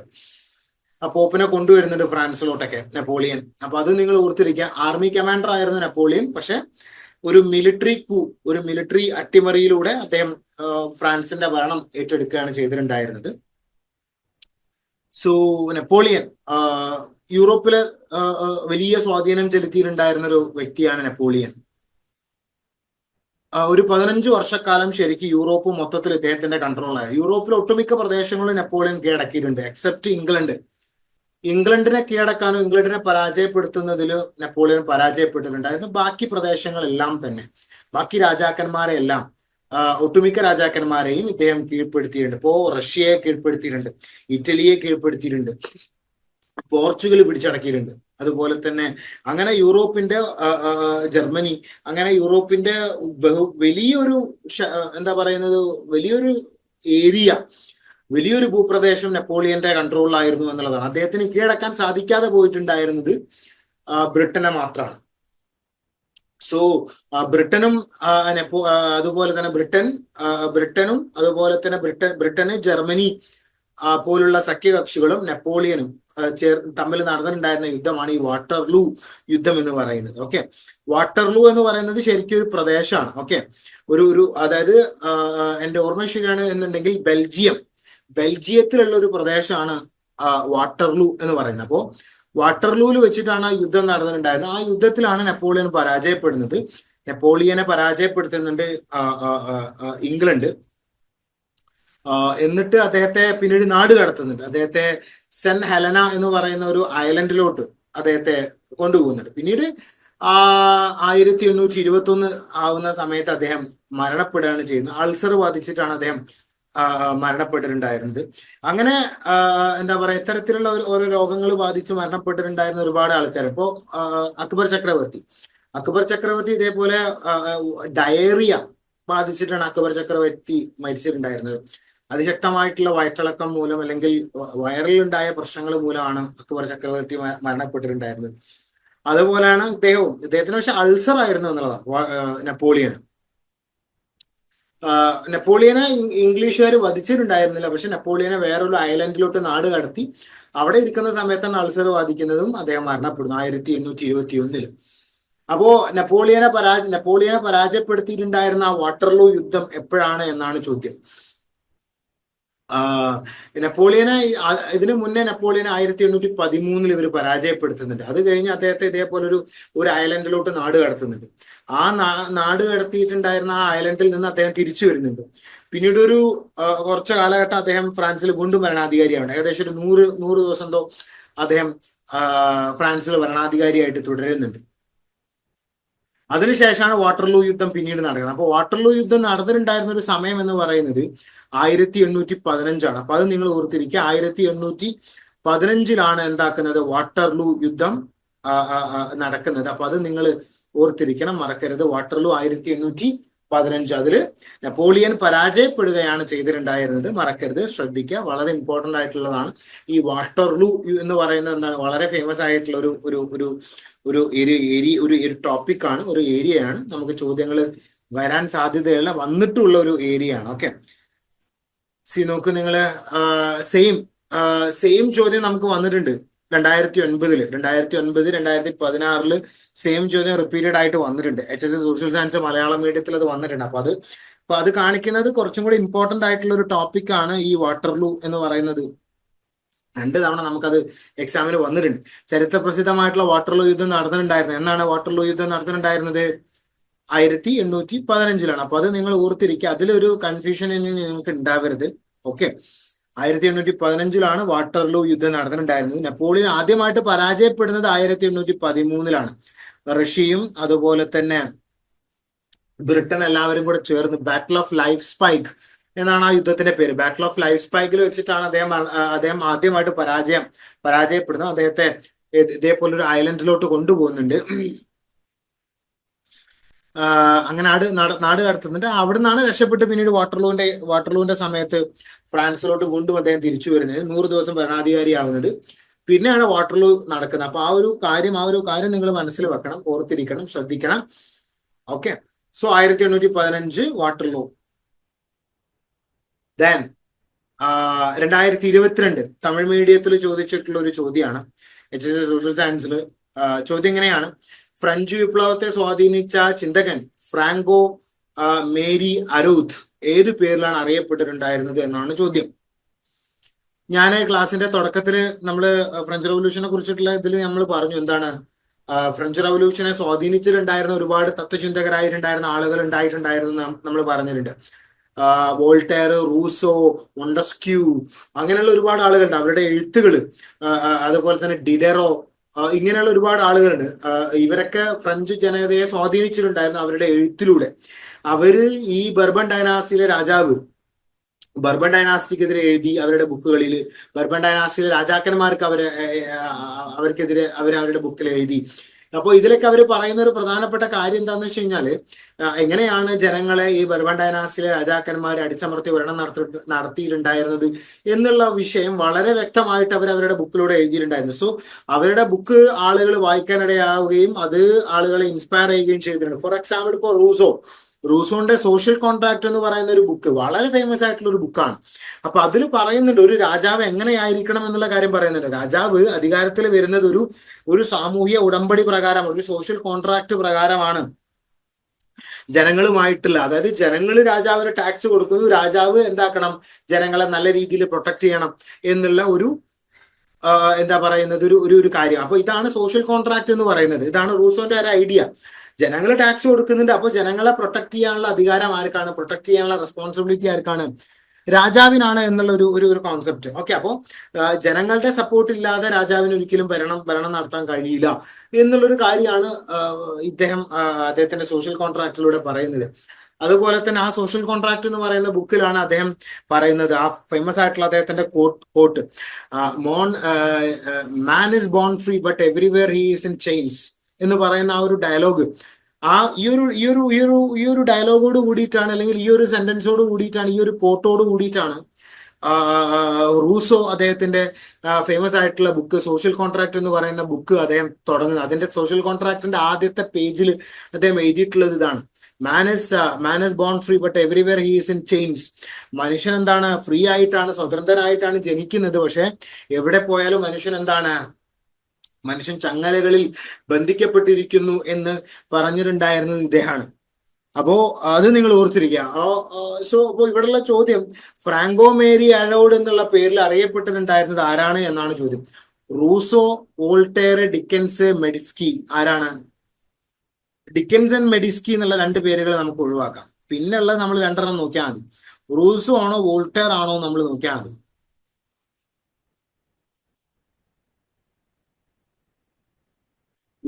റൂസോന്റെ ബുക്ക് സോഷ്യൽ കോൺട്രാക്ട് എന്ന് ഞാൻ പറഞ്ഞു തന്നു, അത് നിങ്ങൾ ഓർത്തിരിക്കുക. ഓക്കെ, സോഷ്യൽ കോൺട്രാക്ട് ആണ് അദ്ദേഹത്തിന്റെ ബുക്ക്. അതുപോലെ തന്നെ വോൾട്ടയർ എഴുതിയിട്ടുണ്ടായിരുന്ന ബുക്കാണ് സ്പിരിറ്റ് ഓഫ് ലോ എന്ന് പറയുന്ന book. Okay, spirit of law അല്ല, ദ ഏജ് ഓഫ് ലൂയി എന്ന് പറയുന്നത്, ഏജ് ഓഫ് ലൂയി 14 എന്ന് പറയുന്ന ബുക്കാണ് വോൾട്ടയർ എഴുതിയിട്ടുണ്ട്. ഓർമ്മ ശരിയാണെന്നുണ്ടെങ്കിൽ ദ ഏജ് ഓഫ് ലൂയി 14 എന്നുള്ള ബുക്കാണ് വോൾട്ടയർ എഴുതിയിട്ടുണ്ടായിരുന്നത്. മൊണ്ടസ്ക്യൂന്റെ ബുക്കിന്റെ പേരാണെന്ത്, ഈ സ്പിരിറ്റ് ഓഫ് ലോസ് എന്ന് പറയുന്ന, spirit of law, LAW law എന്ന് പറയുന്ന ബുക്ക്. വോൾട്ടയറിന്റെ ബുക്കിന്റെ പേര് ഏജ് ഓഫ് ലൂയി എന്നുള്ളതാണ്.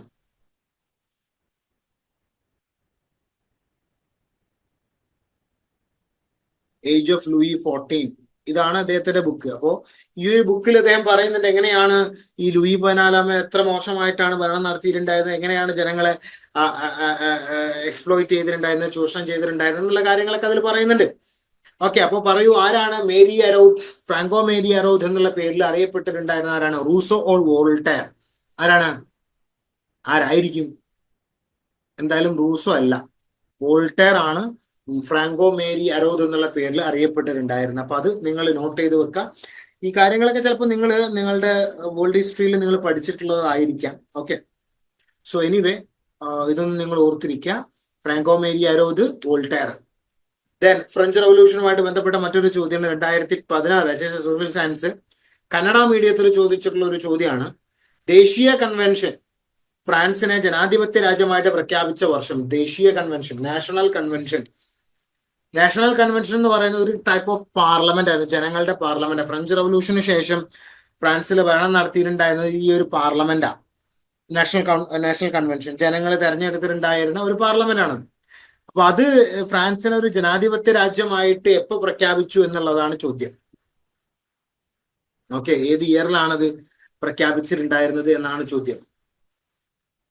ഓക്കെ, 1798, 1792, 1789, 1787.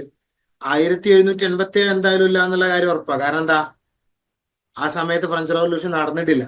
ഫ്രഞ്ച് റവല്യൂഷൻ നടക്കുന്നത് 1789. അപ്പൊ അതിനു ശേഷമാണ് എന്തായാലും.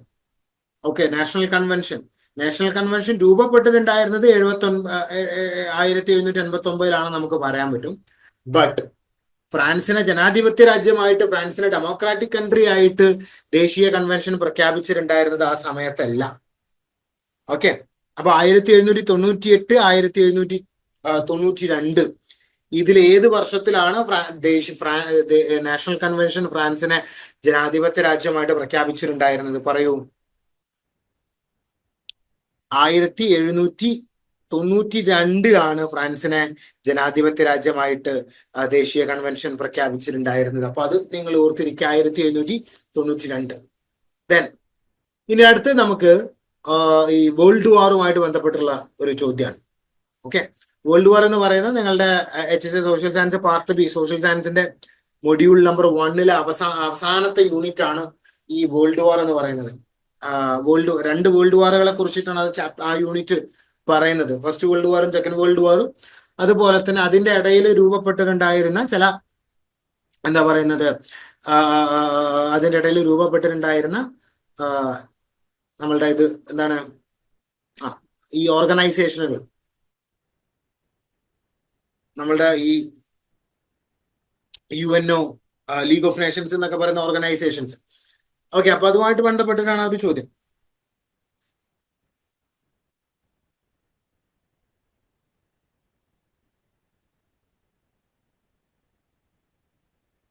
ഈ ഒരു ചോദ്യം ശരിക്ക് ഫ്രഞ്ച് റവല്യൂഷനുമായിട്ട് ബന്ധപ്പെട്ടുള്ള ഒരു ചോദ്യം കൂടെയാണിത്. ഓക്കെ, കാരണം ഫ്രഞ്ച് റവല്യൂഷൻ നടക്കുന്ന ഒരു കോണ്ടെക്സ്റ്റ് എന്ന് പറയുന്നത് ഫസ്റ്റ് വേൾഡ് വാറിന്റെ സമയത്തേനാണ്. ഫസ്റ്റ് വേൾഡ് വാർ അവസാനിക്കുന്നതിന് മുന്നെയാണ് ഫ്രഞ്ച് റവല്യൂഷൻ നടക്കുന്നത്.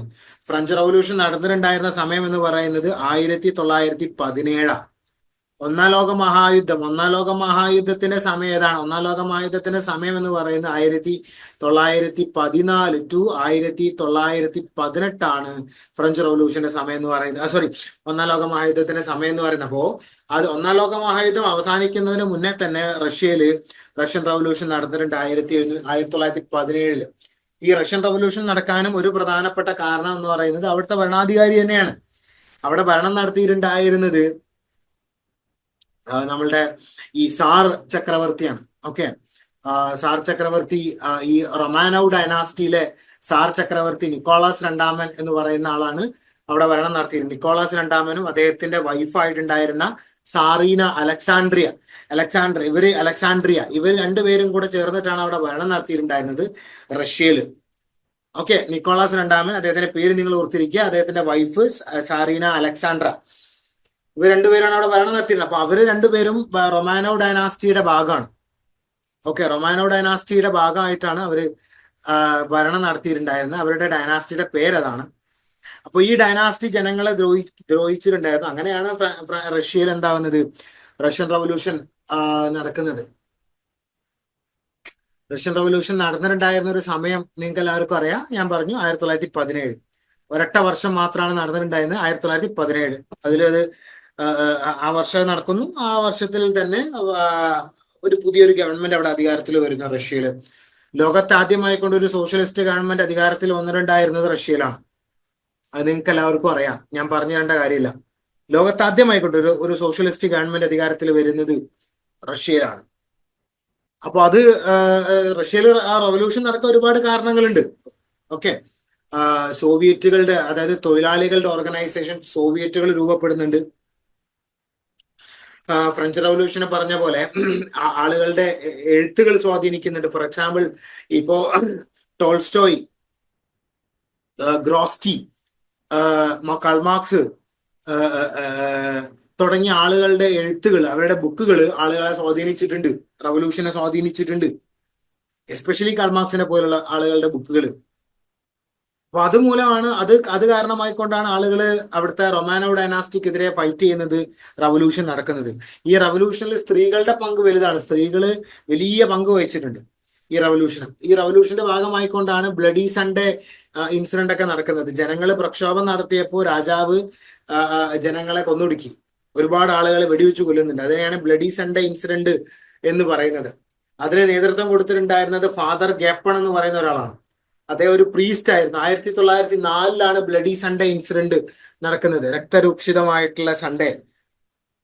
അത് കാരണം അത് കലാപകാരികളായിട്ടുണ്ടായ, അതായത് ഈ ജനങ്ങള് കലാപം നടത്തുന്നത് റഷ്യയില് ഒരു മീറ്റിംഗ് ചേരുന്നുണ്ട്. ആ മീറ്റിങ്ങിനെതിരെ ഈ ഇയാളുടെ നിക്കോളാസിന്റെ സൈന്യം വന്ന് വെടിവെക്കുന്നുണ്ട്. അങ്ങനെയാണ് ആളുകൾ മരണപ്പെടുന്നത്. ഒരുപാട് ആളുകൾ മരണപ്പെട്ടിട്ടുണ്ടായിരുന്നു. ഇതിനാണ് ബ്ലഡി സൺഡേ ഇൻസിഡന്റ് എന്ന് വിളിക്കുക. അതൊരു ഒരു ഞായറാഴ്ച ദിവസമാണ് നടന്നിട്ടുണ്ടായത്. അതുകൊണ്ടാണ് അതിനെ ബ്ലഡി സൺഡേ ഇൻസിഡന്റ് എന്ന് വിളിക്കുന്നത്. അപ്പൊ അത് നിങ്ങൾ ഓർത്തിരിക്കുക. അപ്പോ ഈ ഒരു കോണ്ടെക്സ്റ്റിലാണ് അത് നടക്കുന്നത്. ഒരുപാട് വർഷം മുന്നേ അതുമായിട്ട് ബന്ധപ്പെട്ടുള്ള കാര്യങ്ങൾ നടന്നിട്ടുണ്ട്. മനസ്സിലായോ? ഈ ഇപ്പോ ഒറ്റ രാത്രി കൊണ്ട് നടന്ന ഒരു സംഭവമല്ല ഈ റഷ്യൻ റവല്യൂഷൻ എന്ന് പറയുന്നത്. അതിന് മുന്നേ ഒരുപാട് ഇവന്റുകൾ നടന്നിട്ടുണ്ട്. അതിന്റെ ഒരു ഇവന്റ് മാത്രമാണ് ഈ ബ്ലഡി സൺഡേ ഇൻസിഡന്റ് എന്ന് പറയുന്നത്, 1904. പിന്നെ റഷ്യ എന്താക്കുന്നുണ്ട്, ഫസ്റ്റ് വേൾഡ് വാറിൽ ജോയിൻ ചെയ്യുന്നുണ്ട് ബ്രിട്ടന്റെയും ഫ്രാൻസിന്റെയും കൂടെ. അത് കാരണമായിക്കൊണ്ട് വലിയ തോതിലുള്ള സാമ്പത്തിക പ്രതിസന്ധിയിലൂടെ റഷ്യ കടന്നു പോയിട്ടുണ്ടായിരുന്നു. റഷ്യയിലെ ആളുകൾ, കൃഷിക്കാർ ഉണ്ടാക്കുന്ന ഭക്ഷണം പോലും ആർമിക്ക് വേണ്ടിയിട്ട് ചെലവഴിക്കുകയാണ് ചെയ്തിട്ടുണ്ടായത്. സാധാരണക്കാരായിട്ടുണ്ടായിരുന്ന ആളുകൾ പട്ടിണി കിടന്ന് മരണപ്പെടുന്ന സാഹചര്യമൊക്കെ ഉണ്ടായിട്ടുണ്ട്. അങ്ങനെയാണ് അവിടെ വലിയ പ്രക്ഷോഭം കാര്യങ്ങളും നടക്കുന്നത്. അതിന് നേതൃത്വം കൊടുത്തിട്ടുണ്ടായിരുന്നത് 2 പാർട്ടികളാണ്, ഈ ജനങ്ങളുടെ പാർട്ടികൾ. മെൻഷവിക്കുകളും ബോൾഷെവിക്കുകളും ഉണ്ട് ഇതില്. അതായത് സോവിയറ്റ് പാർട്ടി എന്ന് പറയുന്ന ഒരു പാർട്ടി ഉണ്ടായിരുന്നു. ആ പാർട്ടിയാണ് പിന്നീട് 2ആയിട്ട് ഡിവൈഡ് ചെയ്യുന്നത്, മെൻഷവിക്കുകളായിട്ടും ബോൾഷെവിക്കുകളായിട്ടും. അതിൽ മെൻഷവിക്കുകളുടെ പാർട്ടി അലക്സാണ്ടർ കെരൻസ്കിയുടെ നേതൃത്വത്തിലായിരുന്നു. ബോൾഷെവിക്കുകളുടെ പാർട്ടി ലെനിന്റെ നേതൃത്വത്തിലായിരുന്നു. ഒരുപാട് വ്യത്യാസങ്ങളുണ്ട് ഈ മെൻഷവിക്കുകളും ബോൾഷെവിക്കുകളും ഒക്കെ തമ്മിൽ. അപ്പോ റഷ്യൻ റവല്യൂഷൻ നടന്നു. 1917 റഷ്യൻ റവല്യൂഷൻ നടന്ന സമയത്ത് ആദ്യം അധികാരത്തിലോട്ട് വന്നിട്ടുണ്ടായിരുന്നു. നിങ്ങൾ പഠിച്ചിട്ടുണ്ടായിരിക്കും ഫെബ്രുവരി റവല്യൂഷനൊക്കെ. അതാണ് കെരൻസ്കിയുടെ നേതൃത്വത്തിൽ നടന്നിട്ടുണ്ടായിരുന്ന വിപ്ലവമാണ് ഫെബ്രുവരി റവല്യൂഷൻ. ഫെബ്രുവരി റവല്യൂഷന് നേതൃത്വം കൊടുത്തിട്ടുണ്ടായിരുന്ന കെരൻസ്കിയാണ്. ഓക്കെ. ഫെബ്രുവരി റവല്യൂഷനും ഒക്ടോബർ റവല്യൂഷനും 2 റവല്യൂഷനുകൾ ഇതിന്റെ ഭാഗമായിട്ട്, റഷ്യൻ റവല്യൂഷന്റെ ഭാഗമായിട്ട് നടന്നിട്ടുണ്ട്. അപ്പൊ കെരൻസ്കിയുടെ നേതൃത്വത്തിൽ ഒരു റവല്യൂഷൻ നടക്കുന്നു. കെരൻസ്കിയുടെ നേതൃത്വത്തിലുള്ള ഒരു ഗവൺമെന്റ് അവിടെ അധികാരത്തിൽ വരുന്നു. നിക്കോളാസ് രണ്ടാമനെ താഴെ ഇറക്കുന്നു. നിക്കോളാസ് രണ്ടാമൻ രാജിവെച്ച് പോവുകയാണ് ചെയ്യുന്നത്. പിന്നീട് അദ്ദേഹം മരണപ്പെടുന്നുണ്ട്. അങ്ങനെയാണ് രാജഭരണം അവിടെ അവസാനിക്കുന്നത്. ലോകത്തിലെ ആദ്യത്തെ സോഷ്യലിസ്റ്റ് ഗവൺമെന്റ് ഇവിടെ റഷ്യയിൽ സ്ഥാപിതമാവുന്നത്. അപ്പോ ഇദ്ദേഹം കെരൻസ്കിയുടെ നേതൃത്വത്തിലുള്ള സോവിയറ്റ് ഗവൺമെന്റ് അധികാരത്തിൽ വന്നപ്പോൾ അവിടെ വലിയ മാറ്റങ്ങളൊന്നും റഷ്യയിൽ നടന്നിട്ടുണ്ടായിരുന്നില്ല എന്നുള്ളതാണ്. പഴയ കാര്യങ്ങൾ അതേപോലെ കണ്ടിന്യൂ ചെയ്തു. അതിന് പ്രധാനപ്പെട്ട ഒരു കാരണം എന്താണെന്ന് വെച്ച് കഴിഞ്ഞാല്, ഈ കെരൻസ്കി അധികാരത്തിൽ വന്നപ്പോ കെരൻസ്കി അവിടെ അധികാരം പിടിച്ചു. പക്ഷെ കെരൻസ്കി എന്താക്കിയിട്ടുണ്ടായിരുന്നില്ല, ഫസ്റ്റ് വേൾഡ് വാറിൽ നിന്ന് പിൻവാങ്ങിയിട്ടുണ്ടായത്. കെരൻസ്കിയുടെ ഗവൺമെന്റ് ഫസ്റ്റ് വേൾഡ് വാറിൽ നിക്കോളാസ് രണ്ടാമനെ പോലെ കണ്ടിന്യൂ ചെയ്യാണ് ചെയ്തിട്ടുണ്ടായിരുന്നത്. ഫസ്റ്റ് വേൾഡ് വാർ നടന്നുകൊണ്ടിരിക്കുന്ന ഒരു സമയം 1917 പുതിയൊരു ഗവൺമെന്റ് അവിടെ അധികാരത്തിൽ വരുന്നു. ശരിക്കും കെരൻസ്കിക്ക് എന്ത് ചെയ്യാം, ആ യുദ്ധത്തിൽ നിന്ന് പിൻവാങ്ങാം. കാരണം എന്താ, ഭയങ്കര ബുദ്ധിമുട്ടിലൂടെയാണ്, സാമ്പത്തിക പ്രതിസന്ധിയിലൂടെ, ആളുകൾക്ക് പ്രോപ്പറായിട്ട് ഭക്ഷണം പോലും കിട്ടാത്തൊരു സാഹചര്യത്തിലൂടെയാണ് അന്ന് കഴിഞ്ഞു പോയിട്ടുണ്ടായിരുന്നത് റഷ്യ. ആ ഒരു സമയത്താണ് ഇയാള് പുതിയൊരു ഗവൺമെന്റ് അധികാരത്തിൽ വന്നിട്ട് ഇയാൾ എന്താക്കിയില്ല, പിന്നോട്ട് വന്നില്ല. ഇയാൾ യുദ്ധം കണ്ടിന്യൂ ചെയ്തു. റഷ്യ കൂടുതൽ പ്രശ്നത്തിലായി. അപ്പൊ അങ്ങനെയാണ് സോഷ്യലിസ്റ്റുകളായിട്ടുണ്ടായിരുന്ന നമ്മളുടെ ലെനിന്റെ നേതൃത്വത്തിലുള്ള ഒരു വലിയൊരു ആർമി കെരൻസ്കിക്കെതിരെ ഫൈറ്റ് ചെയ്യുന്നത്. അങ്ങനെയാണ് റഷ്യയിൽ പിന്നീട് നടന്നിട്ടുണ്ടായിരുന്ന റവല്യൂഷനാണ് ഒക്ടോബർ റവല്യൂഷൻ. അപ്പൊ ഒക്ടോബർ റവല്യൂഷൻ ആർക്കെതിരെയാണ്? ഒക്ടോബർ റവല്യൂഷൻ കെരൻസ്കിക്കെതിരെയാണ്, സോഷ്യലിസ്റ്റ് ഗവൺമെന്റിനെതിരെയാണ് ഒക്ടോബർ റവല്യൂഷൻ നടന്നിട്ടുണ്ടായിരുന്നത്. ഫെബ്രുവരി റവല്യൂഷനോ നിക്കോളാസിനെതിരെ, റൊമാനോവ് ഡൈനാസ്റ്റിയെ നിക്കോളാസിനെതിരെയാണ് അത് നടന്നത്, രാജഭരണത്തിനെതിരെയാണ് ഫെബ്രുവരി റവല്യൂഷൻ. സോഷ്യലിസ്റ്റ് ഗവൺമെന്റിന് എതിരെ തന്നെയാണ് ഒക്ടോബർ റവല്യൂഷൻ നടന്നിട്ടുണ്ട്. ഒക്ടോബർ റവല്യൂഷന് നേതൃത്വം കൊടുത്തിട്ടുണ്ടായിരുന്നത് ബോൾഷെവിക്കുകളാണ്. ബോൾഷെവിക്കുകളുടെ പാർട്ടിക്ക് നേതൃത്വം കൊടുത്തിട്ടുണ്ടായിരുന്ന ആളാണ് ആര്? ഇയാള് ആര്? ആ, ലെനിൻ. ലെനിന് ട്രോട്സ്കി ലെനിന് ട്രോട്സ്കി ഇവർ രണ്ടുപേരുമാണ് ഒക്ടോബർ റവല്യൂഷൻ നടത്തിയിട്ടുണ്ടായിരുന്നത്. അപ്പൊ അത് നിങ്ങൾ ഓർത്തിരിക്കുക. അപ്പോ ലെനിന്റെ നേതൃത്വത്തിലുള്ള ഗവൺമെന്റ് പിന്നീട് ഒക്ടോബറിൽ അധികാരത്തിൽ വരുന്നുണ്ട്. അങ്ങനെ ലെനിന്റെ നേതൃത്വത്തിലുള്ള ഗവൺമെന്റ് 1917 ഒക്ടോബറിൽ അധികാരത്തിൽ വന്നപ്പോ എന്താക്കുന്നുണ്ട്? യുദ്ധത്തിൽ നിന്ന് വിട്ടു നിൽക്കുന്നുണ്ട്. ഓക്കെ, യുദ്ധം സ്റ്റോപ്പ് ചെയ്തത്. അപ്പൊ അതുമായിട്ട് ബന്ധപ്പെട്ടിട്ടാണ് ഈ ഒരു ചോദ്യം വന്നിട്ടുള്ളത്. ഏത് സന്ധിയിൽ വെച്ചിട്ടാണ് ലെനിൻ യുദ്ധത്തിൽ നിന്ന് പിന്മാറിയിട്ടുണ്ടാവും, ഒന്നാം ലോക മഹായുദ്ധത്തിൽ നിന്ന് ലെനിൻ പിന്മാറിയിട്ടുണ്ടായിരുന്നത് എന്നാണ് ചോദ്യം. ബ്രസ്റ്റ് ലിറ്റോവിസ്ക്, വോഴ്സേൽ ട്രീറ്റി, മ്യൂണിക് ഉടമ്പടി, സെന്റ് ജെർമെയിൻ. ഇതിനൊരു പ്രത്യേകത എന്താണെന്ന് വെച്ച് കഴിഞ്ഞാൽ ഇതിലെ 3 ഫസ്റ്റ് വേൾഡ് വാറിന് ശേഷം നടന്നിട്ടുണ്ടായിരുന്ന ഉടമ്പടികളാണ്. ഒന്ന് മാത്രമാണ് ഫസ്റ്റ് വേൾഡ് വാറിന് മുന്നേ നടന്നിട്ടുണ്ടായിരുന്ന ഒരു ഉടമ്പടി. ഇപ്പൊ ഇതില് നിങ്ങൾ ഈ വേഴ്സൽ ട്രീറ്റിയെ കുറിച്ചിട്ടൊക്കെ നിങ്ങൾ പഠിച്ചിട്ടുണ്ടായിരിക്കും. വേഴ്സൽ ട്രീറ്റി എന്ന് പറയുന്നത് എന്താണ്? നമ്മളുടെ ഫസ്റ്റ് വേൾഡ് വാർ കഴിഞ്ഞതിന് ശേഷം 1918 ജർമ്മനിയുമായിട്ട് സൈൻ ചെയ്തിട്ടുണ്ടായിരുന്ന വിജയിച്ച രാജ്യങ്ങൾ ബ്രിട്ടനും ഫ്രാൻസും റഷ്യയൊക്കെ ജർമ്മനിയുമായിട്ട് സൈൻ ചെയ്തിട്ടുണ്ടായിരുന്ന ട്രീറ്റിയുടെ പേരാണ് വേഴ്സൽ ട്രീറ്റി. ഈ ട്രീറ്റി പ്രകാരമാണ് ജർമ്മനിക്ക് ഒരുപാട് പ്രദേശങ്ങളിൽ അൽസെൽ ലൊറൈൻ എന്ന് പറയുന്ന പ്രദേശം നഷ്ടപ്പെടുന്നുണ്ട്.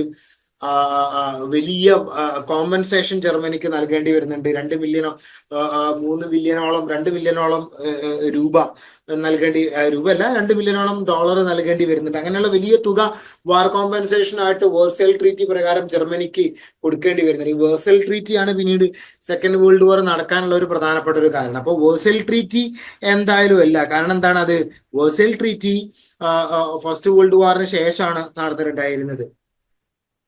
പിന്നെ മ്യൂണിക് ഉടമ്പടി എന്ന് പറയുന്നത് ഇതേപോലെ സെക്കൻഡ് വേൾഡ് വാറിന്റെ സമയത്ത് നടന്നിട്ടുണ്ടായിരുന്നു എന്നാണ്. സെക്കൻഡ് വേൾഡ് വാറിന്റെ സമയത്ത് എന്റെ ഓർമ്മ ശരിയാണ് എന്നുണ്ടെങ്കിൽ ഇയാൾ ലെനിനും അതുപോലെ തന്നെ ഹിറ്റ്ലറും തമ്മിൽ നടത്തിയിട്ടുണ്ടായിരുന്ന ഒരു ഉടമ്പടിയുടെ പേരാണ് മ്യൂണിക് ഉടമ്പടി. മ്യൂണിക് അഗ്രിമെന്റ് ഒന്നുകിൽ മ്യൂണിക് അഗ്രിമെന്റ് എന്ന് പറയുന്നത് ജർമ്മനിയും റഷ്യയും തമ്മിൽ നടത്തിയത്, അതല്ല എന്നുണ്ടെങ്കിൽ ജർമ്മനിയും ബ്രിട്ടനും തമ്മിൽ നടത്തിയിട്ടുണ്ടായിരുന്ന ഒരു അഗ്രിമെന്റ്. ഇത് രണ്ടിലേതോ ഒന്നാണ് മ്യൂണിക്. കറക്റ്റ് ഓർമ്മ ചിലപ്പോൾ മറന്നുപോയി. മ്യൂണിക് ഉടമ്പടി. അപ്പൊ മ്യൂണിക് ഉടമ്പടിയും എന്തായാലും അല്ല. ഓക്കെ. പിന്നെ സെന്റ് ജെർമൻ എന്ന് പറയുന്നത് എന്താ? സെന്റ് ജെർമൻ എന്ന് പറയുന്നത് ഇതേപോലെ ഫസ്റ്റ് വേൾഡ് വാറിന് ശേഷം ഒപ്പിട്ടിട്ടുണ്ടായിരുന്ന അല്ലെങ്കിൽ ഒരു രൂപപ്പെടുത്തിയിട്ടുണ്ടായിരുന്ന ഒരു ഉടമ്പടിയാണ് സെന്റ് ജെർമൻ ഉടമ്പടി. ഓക്കെ. സെന്റ് ജെർമൻ ഉടമ്പടി പ്രകാരമാണ് ഉടമ്പടിയിൽ ഒപ്പുവെച്ചിട്ടുണ്ടായിരുന്ന രാജ്യമാണ് ഈ ഓസ്ട്രിയക്കെതിരെയാണ് ഈ സെന്റ് ജെർമൻ ഉടമ്പടി ഒപ്പുവെച്ചിട്ടുണ്ടായിരുന്നത്. ഓക്കെ.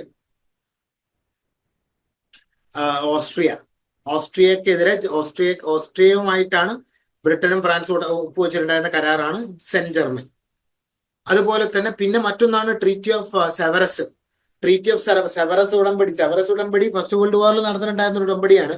പക്ഷെ ആ ഉടമ്പടി ബ്രിട്ടനും ഫ്രാൻസും ആരുമായിട്ടാണ് ഉടമ്പടി സൈൻ ചെയ്തിട്ടുണ്ടായിരുന്നത്? നമ്മളുടെ തുർക്കിയുമായിട്ടാണ് ആ ഉടമ്പടി സൈൻ ചെയ്തിട്ടുണ്ടായിരുന്നത്. അപ്പൊ അത് നിങ്ങൾ ഓർത്തിരിക്കുക. അപ്പോൾ ഇവിടുത്തെ കറക്റ്റ് ആയിട്ടുള്ള ഉത്തരം എന്ന് പറയുന്നത് എന്താണ്? ട്രീറ്റി ഓഫ് ബ്രസ്റ്റ് ലിറ്റോവിസ്ക് ആണ്.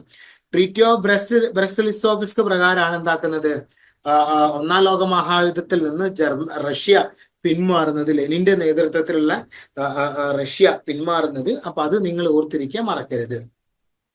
പിന്നെ 2009 HS സോഷ്യൽ സയൻസ് മലയാളം മീഡിയത്തിൽ ചോദിച്ചിട്ടുള്ള മറ്റൊരു പ്രധാനപ്പെട്ട ഒരു ചോദ്യമാണ്, ഒന്നാം ലോക മഹായുദ്ധത്തിന്റെ ഗതി മാറ്റിയ പ്രധാനപ്പെട്ട സംഭവം എന്താണെന്നാണ് ചോദ്യം. ഒന്നാം ലോക മഹായുദ്ധത്തിന്റെ ഗതി മാറ്റിയ സംഭവം എന്താണ്? ജെറുസലേമിന്റെ പതനാണോ? ഓസ്ട്രിയ ഹംഗറി വേർപാടാണോ? റഷ്യയുടെ പിന്മാറ്റമാണോ? അമേരിക്കയുടെ യുദ്ധപ്രവേശമാണ്? ഒന്നാം ലോക മഹായുദ്ധത്തിന്റെ ഗതി മാറ്റിയ സംഭവം റഷ്യയുടെ പിന്മാറ്റമൊന്നും എന്തല്ല ലോകത്തിന്റെ ഈ ഒന്നാം ലോക മഹായുദ്ധത്തിന്റെ ഗതി മാറ്റിയിട്ടുണ്ടായിരുന്ന ഒന്നല്ല. കാരണം എന്താ? റഷ്യ പിന്മാറിയിട്ട് 1917 റഷ്യ പിന്മാറിയിട്ടും ഒന്നാം ലോക മഹായുദ്ധം ഫസ്റ്റ് വേൾഡ് വാർ കണ്ടിന്യൂ ചെയ്തിട്ടുണ്ട്. അപ്പോൾ റഷ്യയുടെ പതനം എന്തായാലും ഒരു ഉത്തരമല്ല എന്നുള്ള കാര്യം നമുക്ക് എല്ലാവർക്കും അറിയാം. അപ്പൊ റഷ്യ അല്ല. പിന്നെ ജെറുസലേമിന്റെ പതനവും ഫസ്റ്റ് വേൾഡ് വാറും തമ്മിൽ വലിയ കണക്ഷൻ ഒന്നുമില്ല. ഓക്കെ, അതിന് ഇതുമായിട്ടൊരു കണക്ഷനും ഇല്ല. അപ്പോൾ അതും നമുക്ക് എന്താക്കാം? ഒഴിവാക്കാം. ജെറുസലേമിന്റെ പതനവും എന്തല്ല ഇതിന്റെ ഒരു കാരണമല്ല. ഒന്നാം ലോക മഹായുദ്ധത്തിന്റെ ഗതി മാറ്റിയ ഒരു സംഭവമൊന്നുമല്ല അത് ജെറുസലേമിന്റെ പതനം എന്ന് പറയുന്നത്. പിന്നെ ഓസ്ട്രിയ ഹംഗറി വേർപാട്, അമേരിക്കയുടെ യുദ്ധപ്രവേശം. ഏതാണിതില് പറയും? ഓസ്ട്രിയ ഹംഗറി വേർപാടാണ്. ഓസ്ട്രിയ ഹംഗറി വേർപാടൊക്കെ നടക്കുന്നത് ഫസ്റ്റ് വേൾഡ് വാർ കഴിഞ്ഞതിന് ശേഷം. ഓക്കെ, അപ്പൊ അതെന്തായാലും അല്ല. ഓക്കെ, പിന്നുള്ളത് ഏത്? അമേരിക്കയുടെ യുദ്ധപ്രവേശം. യെസ്, കറക്റ്റ് ആണ്, അമേരിക്കയുടെ യുദ്ധപ്രവേശം. കാരണം അതുവരേക്കും ഈ ഫസ്റ്റ് വേൾഡ് വാറിൽ ഉണ്ടായിട്ടുണ്ടായിരുന്നത് ആരൊക്കെയാണ്? നമ്മളെ ഈ ട്രിപ്പിൾ അലയൻസും ട്രിപ്പിൾ എന്റന്റെയാണ്. ട്രിപ്പിൾ അലയൻസിൽ ജർമ്മനി, ഓസ്ട്രിയ, ഹംഗറി, ടർക്കി തുടങ്ങിയ രാജ്യങ്ങൾ. ഓപ്പോസിറ്റ് സൈഡിൽ ട്രീറ്റി ഓഫ് ട്രിപ്പിൾ എന്റന്റെയില് ട്രിപ്പിൾ എന്റന്റെയില് ബ്രിട്ടന്, ഫ്രാൻസ്, ജർമ്മനി, ഇറ്റലി, റഷ്യ തുടങ്ങിയ രാജ്യങ്ങൾ. ഇതിൽ ഇറ്റലി ആദ്യം ജർമ്മനിയുടെ കൂടെ ആയിരുന്നു, ഇവിടെ ട്രിപ്പിൾ അലയൻസിലായിരുന്നു. പിന്നീട് 1915 ഇറ്റലി എന്താക്കുന്നുണ്ട്? ബ്രിട്ടന്റെ കൂടെ ജോയിൻ ചെയ്യുന്നുണ്ട്. ബ്രിട്ടന്റെയും ഫ്രാൻസിന്റെയും കൂടെ ജോയിൻ ചെയ്യുന്നുണ്ട്. അപ്പോ ഇവിടെ സംഭവം എന്താന്ന് വെച്ച് കഴിഞ്ഞാല് ഈ അമേരിക്കയുടെ യുദ്ധപ്രവേശം, അമേരിക്ക അന്ന് ഫസ്റ്റ് വേൾഡ് വാറിൽ പങ്കെടുത്തിട്ടുണ്ടായിരുന്നില്ല. അമേരിക്ക ഈ യുദ്ധം തുടങ്ങുന്ന സമയത്ത് ഫസ്റ്റ് വേൾഡ് വാറിലും അങ്ങനെ പങ്കെടുത്തിട്ടില്ല, സെക്കൻഡ് വേൾഡ് വാറിലും അമേരിക്ക ആദ്യം പങ്കെടുത്തിട്ടുണ്ടായിരുന്നില്ല. രണ്ട് കാരണമായിക്കൊണ്ടാണ് അമേരിക്ക യുദ്ധത്തിൽ പങ്കെടുത്തിട്ടുണ്ടായത്. ഒന്ന്, ഫസ്റ്റ് വേൾഡ് വാറിന് ഒരു കാരണം, സെക്കൻഡ് വേൾഡ് വാറിന് മറ്റൊരു കാരണം. ഫസ്റ്റ് വേൾഡ് വാറിൽ അമേരിക്ക പങ്കെടുക്കാനുള്ള ഒരു കാരണം എന്താണെന്ന് വെച്ച് കഴിഞ്ഞാല് അമേരിക്കന്റെ ഒരു കപ്പലുണ്ടായിരുന്നു. അതായത് ബ്രിട്ടന്റെ കപ്പലാണത്. ആ കപ്പലിൽ ഒരുപാട് അമേരിക്കക്കാരായിട്ട് 120ഓളം 140ഓളം അമേരിക്കക്കാരായിട്ടുണ്ടായിരുന്ന ആളുകളുണ്ട്, സൈനികരായിട്ടുണ്ടായിരുന്ന ആളുകൾ ഉണ്ടായിട്ടുണ്ടായിരുന്നു. അപ്പോ ഈ ജർമ്മനിയുടെ അന്തർവാഹിനി, ജർമ്മനിയുടെ സബ്മറൈൻ യു ബോട്ടുകൾ എന്നുള്ള പേരിൽ അറിയപ്പെട്ടിട്ടുണ്ടായിരുന്നു. യു ബോട്ടുകൾ, ക്യൂ ഷിപ്പുകൾ. യു ബോട്ടുകൾ ജർമ്മനിയുടെ അന്തർവാഹിനികളാണ് യു ബോട്ടുകൾ എന്നുള്ള പേരിൽ അറിയപ്പെട്ടിട്ടുണ്ടായിരുന്നത്. ബ്രിട്ടന്റെ അന്തർവാഹിനികളാണ് ക്യൂ ഷിപ്പുകൾ. എന്താണ് ക്യൂ ഷിപ്പുകൾ എന്നുള്ള പേരിൽ അറിയപ്പെട്ടിട്ടുണ്ടായിരുന്നു. അപ്പോ ഇവരെന്ത് ചെയ്തെന്ന് വെച്ച് കഴിഞ്ഞാൽ, ജർമ്മനി എന്ത് ചെയ്തെന്ന് വെച്ച് കഴിഞ്ഞാല് ഈ ഇവരുടെ ബ്രിട്ടന്റെ ഒരു ലൂസിത്താനിയ എന്ന് പറയുന്ന ഒരു കപ്പൽ ഉണ്ടായിരുന്നു. ഓക്കെ, ലൂസിത്താനിയ. അപ്പൊ ആ കപ്പല് ജർമ്മനി എന്താക്കി മുക്കിക്കളഞ്ഞു, അവരുടെ യു ബോട്ട് ഉപയോഗിച്ചു, ലൂസിത്താനിയ. അപ്പൊ അതിൽ പറ്റിയ പ്രശ്നം എന്താണെന്ന് വെച്ചാൽ അതിൽ ഒരുപാട് അമേരിക്കക്കാരായിട്ടുണ്ടായിരുന്ന ആളുകൾ ഉണ്ടായിട്ടുണ്ടായിരുന്നു. ഓക്കെ, അപ്പോൾ അതിൽ അമേരിക്കയിലെ ആളുകൾ കൊല്ലപ്പെട്ടു, ഒരുപാട് സൈനികർ കൊല്ലപ്പെട്ടു. അതോടുകൂടിയിട്ടാണ് വുഡ്രോ വിൽസൺ, അന്ന് അമേരിക്കയുടെ പ്രസിഡന്റ് വുഡ്രോ വിൽസൺ. അപ്പൊ വുഡ്രോ വിൽസൺ ആണ് പിന്നീട് എന്താക്കുന്നത്, യുദ്ധം ഡിക്ലെയർ ചെയ്യുന്നു. അമേരിക്ക ഇന്റർഫിയർ ചെയ്യുന്നു, അമേരിക്കയുടെ യുദ്ധപ്രവേശം. സോ അമേരിക്കയുടെ യുദ്ധപ്രവേശനമാണ് ശരിക്കും ഇതിന്റെ ഗതി മാറ്റിയിട്ടുണ്ടായത്. കാരണം എന്താന്ന് വെച്ച് കഴിഞ്ഞാല് ഫസ്റ്റ് വേൾഡ് വാറിന്റെ സമയത്ത് ആദ്യം അതിന്റെ ഫസ്റ്റ് ഹാഫിലൊക്കെ ഇവരാണ് വിജയിച്ചിട്ടുണ്ടായിരുന്നത്. ആര്? ഈ ജർമ്മനി, ഓസ്ട്രിയ ടീമാണ് വിജയിച്ചിട്ടുണ്ടായിരുന്നത്, തുർക്കി ടീമാണ് വിജയിച്ചിട്ടുണ്ടായിരുന്നത്. അപ്പൊ അമേരിക്ക വന്നതോട് കൂടിയിട്ട് അമേരിക്കത്തിൽ ഇന്റർഫിയർ ആവുന്ന അമേരിക്ക ഒരുപാട് ആളുകൾക്ക്, അമേരിക്കയുടെ കൂടെയുള്ള സഖ്യകക്ഷികൾക്ക് യുദ്ധങ്ങളും തോക്കുകളും കാര്യങ്ങളൊക്കെ പ്രൊവൈഡ് ചെയ്യുന്നുണ്ട്. അപ്പോ നല്ല യുദ്ധം ശക്തമായ രീതിയിൽ മുന്നോട്ട് പോകുന്നു. അപ്പൊ അമേരിക്കയുടെ യുദ്ധപ്രവേശമാണ് ശരിക്കും എന്താക്കിയിട്ടുണ്ടായിരുന്നത് ഇതിന്റെ കാരണം. അപ്പോ ഈ ലൂസിത്താനിയ എന്ന് പറയുന്ന കപ്പല് ആക്രമിക്കപ്പെടുന്നത് 1915. അപ്പൊ 1915 നിങ്ങൾ ഓർത്തിരിക്കുക, കപ്പൽ ആക്രമിക്കപ്പെട്ടു. അതോടുകൂടിയിട്ടാണ് എന്താക്കുന്നത്, അമേരിക്ക യുദ്ധത്തിൽ ഇറങ്ങുന്നത്, അമേരിക്ക ഇന്റർഫിയർ ചെയ്യുന്നത്, അമേരിക്ക ബ്രിട്ടന്റെ കൂടെ ജോയിൻ ചെയ്യുന്നത്. അപ്പൊ അത് നിങ്ങൾ ഓർത്തിരിക്കുക. അതേപോലെ തന്നെയാണ് ഈ സെക്കൻഡ് വേൾഡ് വാറിന്റെ കേസിലും അമേരിക്ക ആദ്യ യുദ്ധത്തിൽ വന്നിട്ടുണ്ടായിരുന്നില്ല. ഓക്കെ, പിന്നീട് സെക്കൻഡ് വേൾഡ് വാറിന്റെ സമയത്ത് യുദ്ധത്തിൽ നിന്ന് വിട്ടുനിന്നിട്ടുണ്ടായിരുന്ന രണ്ട് രാജ്യങ്ങളാണ്, തുടക്കത്തിൽ വിട്ടുനിന്നിട്ടുണ്ടായിരുന്ന രണ്ട് രാജ്യങ്ങളാണ് റഷ്യയും അമേരിക്കയും. സെക്കൻഡ് വേൾഡ് വാറിൽ ജോയിൻ ചെയ്യുന്ന 1941. 1939 സെക്കൻഡ് വേൾഡ് വാർ സ്റ്റാർട്ട് ചെയ്യുന്നുണ്ട്. അപ്പോൾ സ്റ്റാർട്ട് ചെയ്ത സമയത്ത് ഇവർ ജോയിൻ ചെയ്യുന്നിട്ടുണ്ടായിരുന്നില്ല. അമേരിക്ക പിന്നീടാണ് ജോയിൻ ചെയ്യുന്നത് സെക്കൻഡ് വേൾഡ് വാറിന്റെ കേസിൽ. ഓക്കെ, അപ്പൊ ചൈനയും ജപ്പാനുമായിട്ടുള്ള ഇഷ്യൂ ആണ് കാരണം. ജപ്പാൻ ചൈനയെ ആക്രമിച്ചു, പ്രദേശങ്ങൾ പിടിച്ചെടുത്തു. നോർത്തേൺ ചൈനയുടെ ചില പ്രദേശങ്ങൾ, മഞ്ചൂരിയ പിടിച്ചെടുത്തിട്ടുണ്ടായിരുന്നു ജപ്പാൻ അത് വിട്ട് ചൈനക്ക് തിരിച്ചു വിട്ടുകൊടുക്കണം എന്ന് പറഞ്ഞിട്ടുണ്ടായിരുന്നു അമേരിക്ക. കാരണം അമേരിക്കയും ചൈനയും തമ്മിൽ അന്ന് കണക്ഷൻ ഉണ്ട്. അപ്പോ അങ്ങനെയാണ്. പക്ഷെ അതിൽ നിന്ന് റഷ്യ ചൈനയെ പിടിച്ചെടുക്കുന്നത് പിന്മാറണം എന്ന് പറഞ്ഞു. പക്ഷെ അത് റഷ്യ കേട്ടിട്ടുണ്ടായിരുന്നില്ല. സോ റഷ്യയിലെ ജപ്പാൻ അനുസരിച്ചിട്ടുണ്ടായിരുന്നില്ല. അങ്ങനെയാണ് ജപ്പാന്റെ മുകളിൽ വലിയൊരു സാമ്പത്തിക ഉപരോധം ആരേർപ്പെടുത്തുന്നത്? അമേരിക്ക ഏർപ്പെടുത്തുന്നത്. അതോടുകൂടിയിട്ടാണ് പ്രശ്നം കൂടുതൽ വഷളാവുന്നത്. അങ്ങനെയാണ് ജപ്പാൻ എന്താക്കുന്നത്? അമേരിക്കയിലെ ഈ പേൾ ഹാർബർ അറ്റാക്ക് ചെയ്യുന്നത്. അതോടുകൂടിയിട്ടാണ് പിന്നീട് അണുബോംബ് വർഷം, അത് 941 പേൾ ഹാർബർ അറ്റാക്ക് നടക്കുന്നത്. 945 എന്താക്കുന്നത്? അമേരിക്ക ആറ്റം ബോംബ് വർഷിക്കുന്നത്. അപ്പൊ അത് നിങ്ങൾ ഓർത്തിരിക്കുക. അപ്പൊ ഇതാണ് ഇതിന്റെ പിന്നിലെ പ്രധാനപ്പെട്ട ഒരു കാരണം എന്ന് പറയുന്നത്. ഇങ്ങനെയാണ് അമേരിക്ക ഫസ്റ്റ് വേൾഡ് വാറിലും സെക്കൻഡ് വേൾഡ് വാറിലും പങ്കെടുത്തിട്ടുണ്ട്. ഇതൊക്കെ നിങ്ങൾ ഓർത്തിരിക്കുക. കാരണം ഇതുമായിട്ടൊക്കെ ബന്ധപ്പെട്ട് നമുക്ക് ചോദ്യങ്ങൾ വരാൻ സാധ്യതയുണ്ട്. അപ്പൊ അതുകൊണ്ട് അതൊന്നും നിങ്ങൾ ശ്രദ്ധിക്കുക. ഓക്കെ, 2009 HSIക്ക് വന്നിട്ടുണ്ടായിരുന്ന ഒരു ചോദ്യമാണ്. അപ്പോൾ അമേരിക്കയുടെ വരവ്, അമേരിക്ക യുദ്ധത്തിൽ പാർട്ടിസിപ്പേറ്റ് ചെയ്തൊക്കെ വളരെ ഇമ്പോർട്ടന്റ് ആയിട്ടുള്ള കാര്യങ്ങളാണ്. അപ്പൊ അതൊന്ന് ശ്രദ്ധിക്കുക.